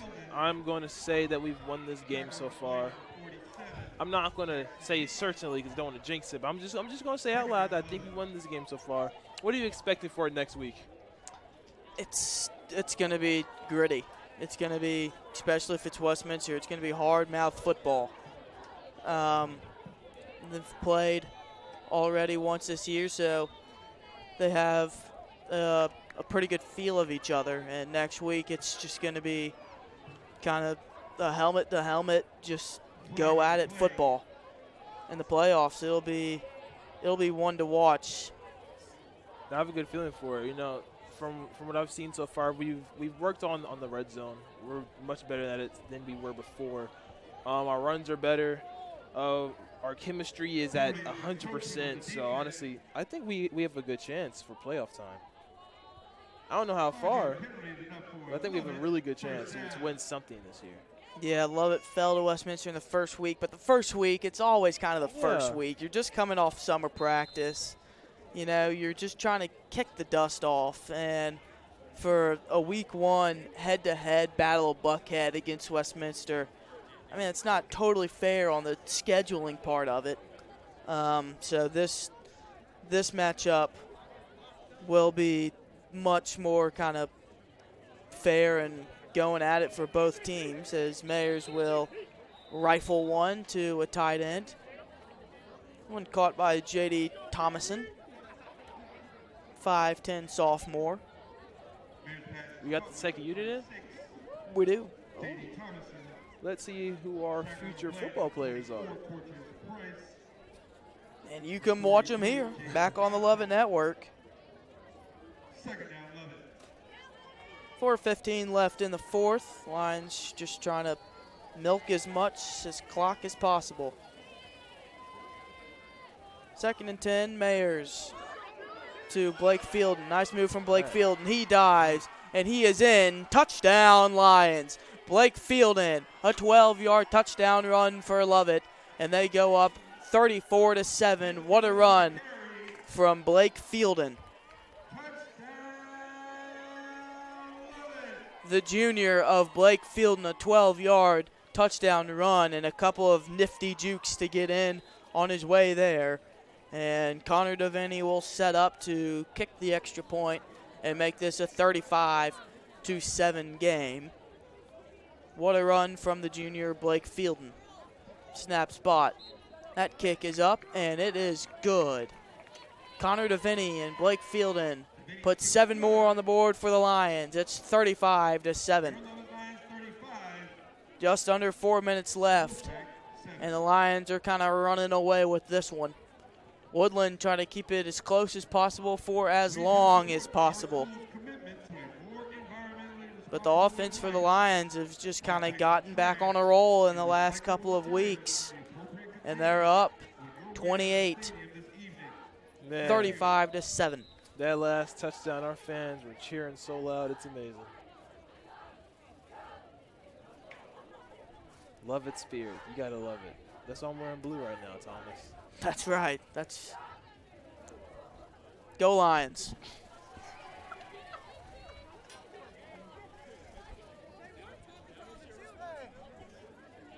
Devaney will kick this one away. And a 28-point lead, 35-7.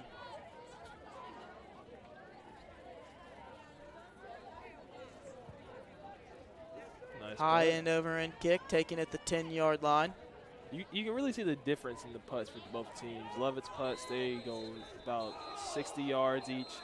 Woodland's putts, 40 yards each. What happened? Oh, I hope it's not an injury. We have already had too many of those this game. Sadly, it is. Injured player lays at the 20-yard line.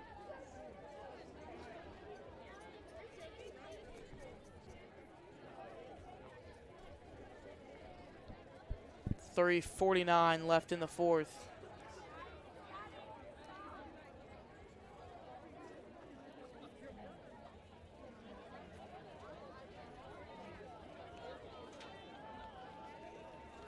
As you can see on the camera, folks, we have our second unit in.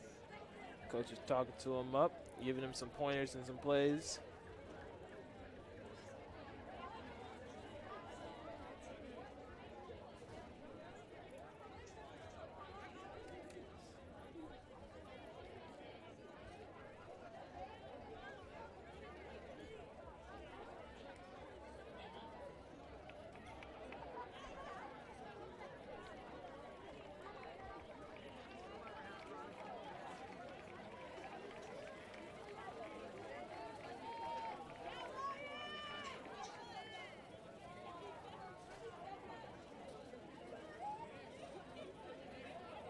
Woodland still getting ready for maybe one of their last drives of this football game and maybe their season. As a 5-4 Woodland, but 3-3 in the region. Sits right now just out of the playoff race. So this might be the last game then. Might. Stockbridge holds the 1 seed, and then Lovett, Pace. Hampton rounds out the top 4, and then Woodland falls just behind Hampton, 3-3. This loss will take them to 3-4 on the region and just out of the playoffs. Oh shit! I should. Stockbridge is 6-0. That's honestly really impressive. 6-0 on the region. Mm-hmm. 7-2 overall. Wow. Talk about a team right there. 1st and 15. Northington out of the pocket, floats it for his running back, and he drops it. Honestly, I'm not going to lie. Their body language, their demeanor, it's all low right now. You can tell their confidence. Their confidence in the second quarter was already down, and that definitely messed with their play style. So.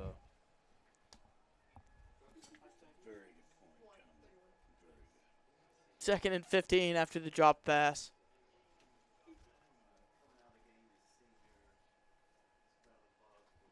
Third and 40 remains in this Week 12 matchup. We're back at the Riverbank, and we will be back next week. Hopefully, first playoff game. Hopefully against Westminster. Northington runs out of the pocket, and this time fires a bullet. That one on target. Into his wide receiver, Julian Dixon. And he will drag the feet out of bounds. See where the spot is. I think he might have come about just a yard short of the first. And they will call it a yard.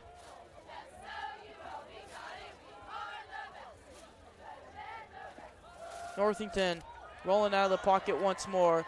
Floats that one to the end towards the sideline and a diving catch. Oh, he caught that? Question is, did he hang on? I don't think he did. Still, that's a really impressive catch. So far, Woodland has done about 4 of those, and I'm impressed. They're still down. Just couldn't hold on.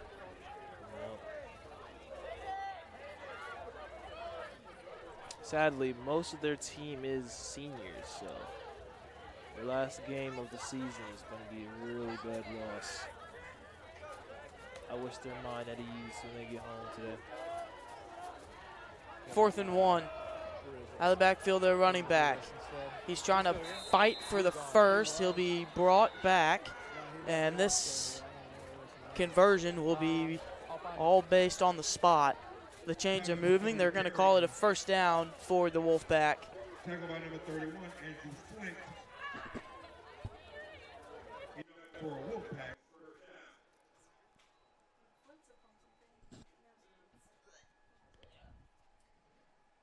Moving quickly. Northington going deep.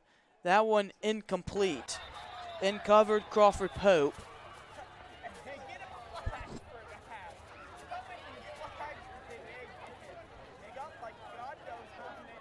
His quarterback overshot everybody. He's done that a couple times when he's been going deep. Coverage on number 15, CJ Cooper.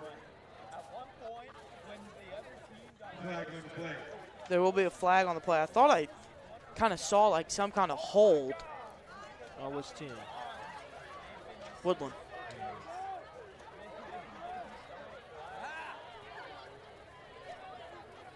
Flag is holding on the offense. And it will be holding on the offense. That'll set him back 10.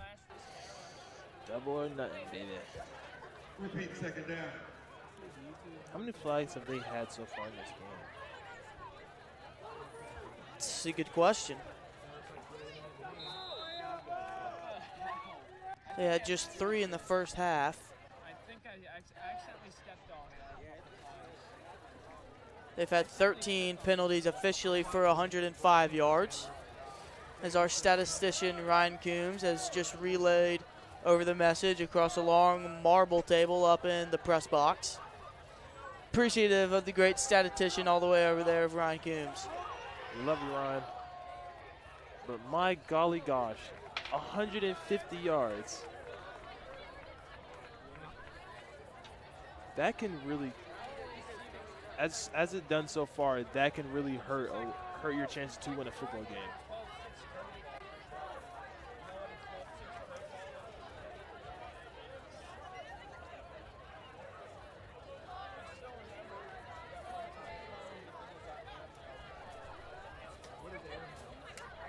After that, it'll be 2nd and 25 after a couple of penalties forced on Woodland.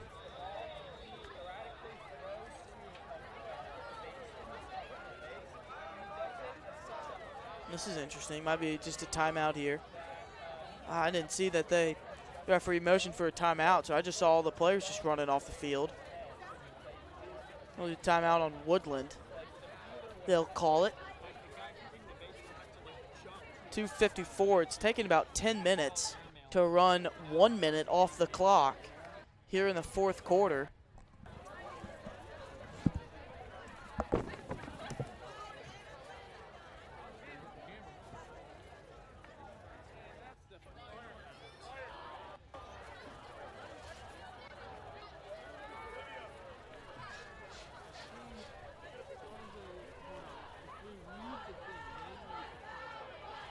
Both coaches will talk to their 11 men on the field. Try to talk over a 2nd and 25. Woodland will be offensively, Lions defensively.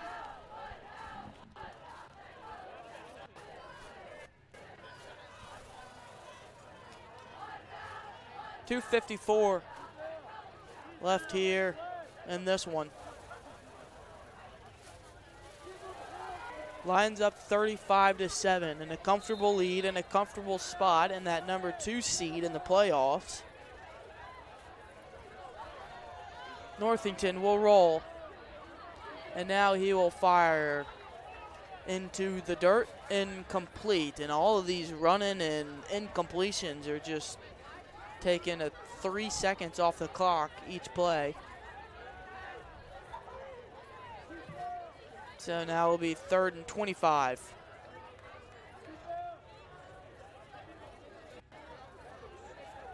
Stays at the 20-yard line.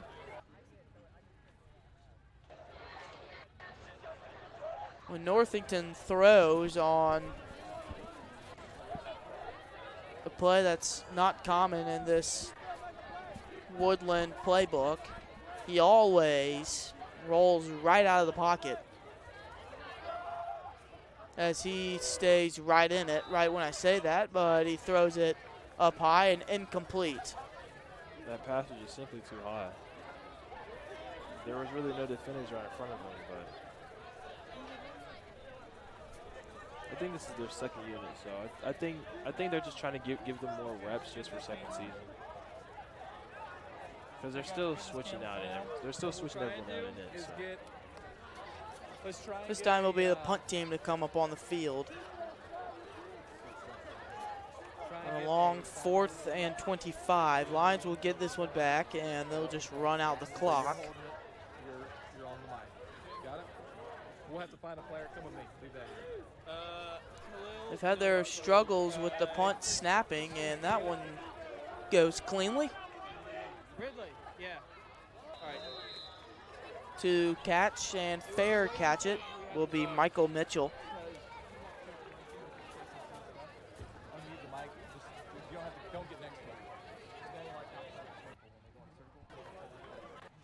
And the 45 is where the Lions will start off what may be their final drive of the football game. And that's been a pretty good game, honestly. We have to find a player. After they do the handshakes, you say, hey, come with me. I also used to be a first baseman because it's a really easy position, but Charles Maxwell in at quarterback. High snap, and that one immediately blown dead. Flag on the play. all right. Where are you guys going to, like, What is that, Thomas? Flag on the play. False start by the offense. False start. Will be first down. They'll send him back 5. We've seen as many false starts in this football game as you can ever see.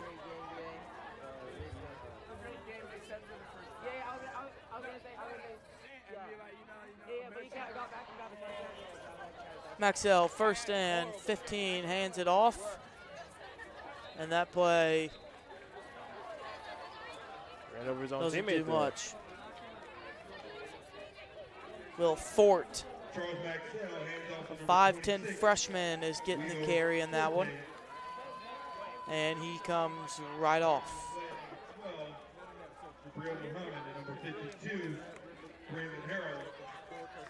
Second down, 11. It'll be 2nd and 13 after Fort loses 3.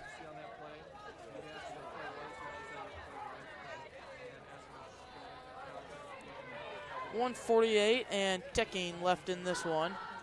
And now 100 seconds left. Maxwell keeps it himself, and they pick up just a couple. Maxwell on a keeper. Talking about number 47, Jackson Hickson. Jackson Hickson Third down, 11. makes the tackle. It'll be a 3rd and 13.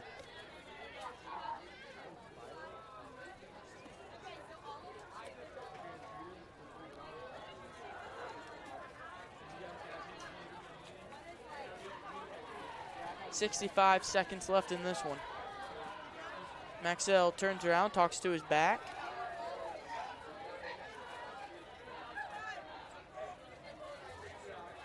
And he will hand it off. And that play doesn't do much. Blocking just kind of blew up.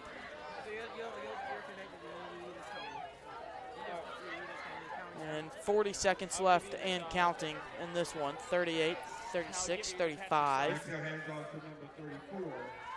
also used to, in fact, I played pretty much every position in baseball. And this might be the ball game. 22 seconds left on the game clock. 26 on the play clock. And so the Lions could wind this one all the way down to triple zeros and end week 12. And that is what they do. The horn sounds, and in a long Week 12 game, the Lions come away with a final week win, 35-7, and they're headed into the playoffs. Next week, we've got a home playoff game. It's not official who we're playing, but we've got a pretty strong hunch that the Wildcats of Westminster, just across Buckhead, will come to the Riverbank and play the Lions in week 1 of the playoffs. And so with this win, the Lions will end the season 6-1 in the region and 6-4 on the season.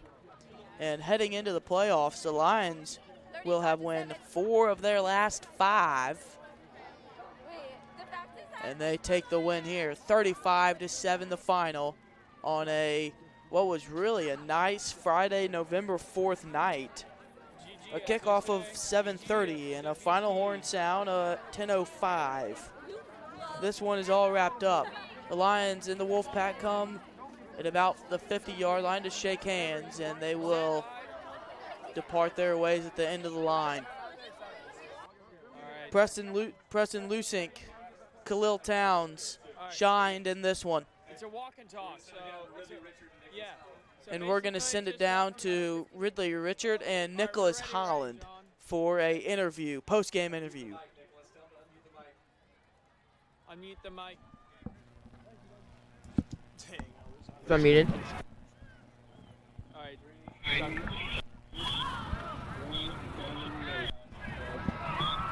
Great. Okay, great game, Ridley. I had a little shaky first drive there. We gotta go. Had a little shaky first drive there. Yeah, but you got your confidence back easily. Got a touchdown. How does it feel? You know, man, the emotions were high in the first quarter. You know, dropped that first pass, but you gotta come back and you gotta rally on the boys, man. Line block, get great through the rest of the half. Really got those passes open, and then I just said we played. We try to work hard through these last 3 weeks. Really make a statement going into the playoffs, and I think we're ready to come out here and home playoff game. Yes, sir. Home playoff game. We gonna get it back. We gonna get it back. Yeah. Back on Riverbank next week. Going into next week, we got to carry this momentum that we built up this game and go out there and work hard next week and catch a dub on the riverbank next week. Yes, We sir. need everyone He's got that dog in him. That's really Best of luck Richard. to you. Remember the name. Be there or be square. Best of luck to you guys.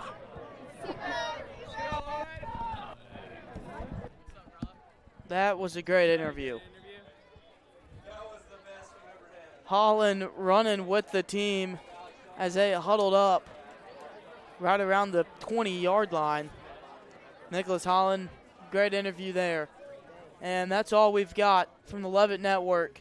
Next week will be blank at Lions. We assume it will be Westminster. Nothing's officially official yet.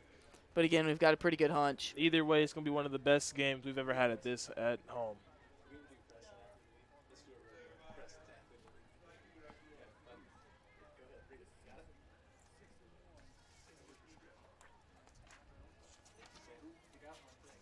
We forgot one thing, and it is Preston Lusink, Athlete of the Week.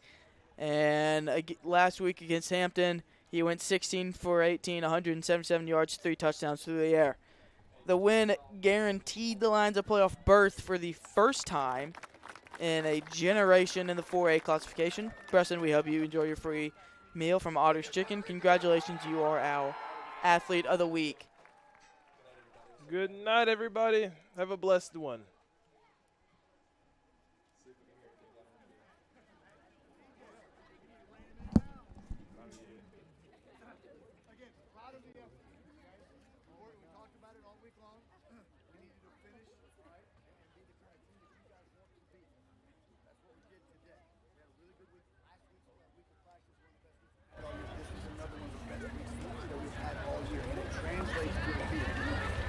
Next week's beats will be the best week of practice that we've had all year.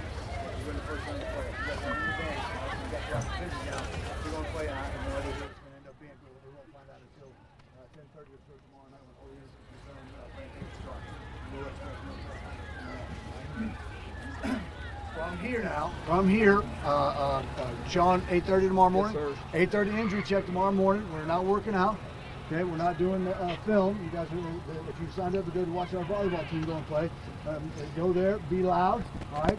Support those girls, get them to a state championship. For those girls, support them, be loud, under control, and representing our school the way we were supposed to be represented. That makes sense to everybody. Everybody, that makes sense. All right, from here, we got a lot of stuff turned in. We got a meal for you upstairs. We need to make sure. Where are you, Cliff? Real new. We need to make sure we are drinking some water so we don't cramp up. Huh? Real new. Kid worked hard and I had over 100 yards rushing in the first half. If y'all heard me, I had over 100 yards rushing in the first half tonight. That's still no excuse for you to be cramping.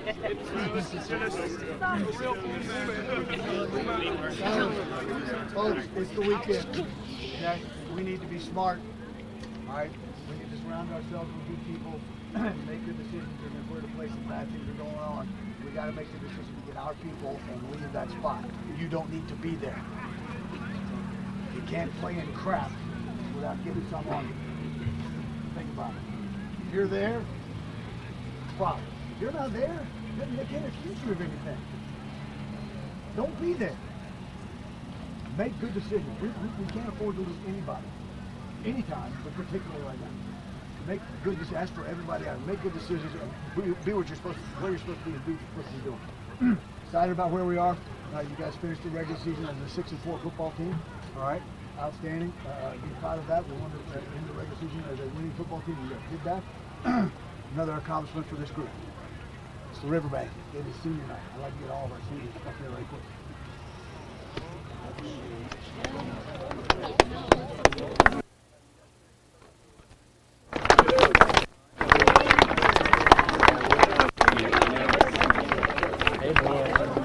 They're ugly, but they're ours. Wow. Noah's gorgeous. You guys got us to where we are right now. Now you guys take us a step further. Got it? So break us down. Nothing. Everybody get up here.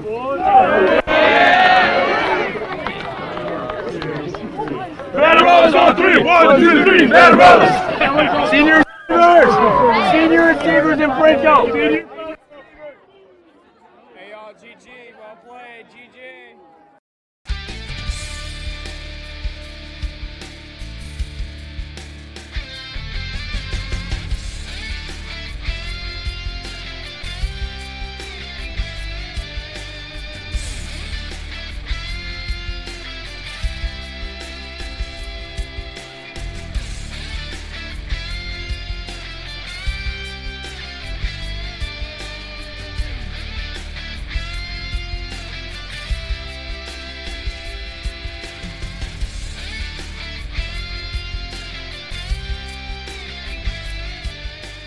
Online sports coverage of Love It Athletics is brought to you by the Beery Cummings Group of Dorsey Austin Realtors, Bay Point Advisors,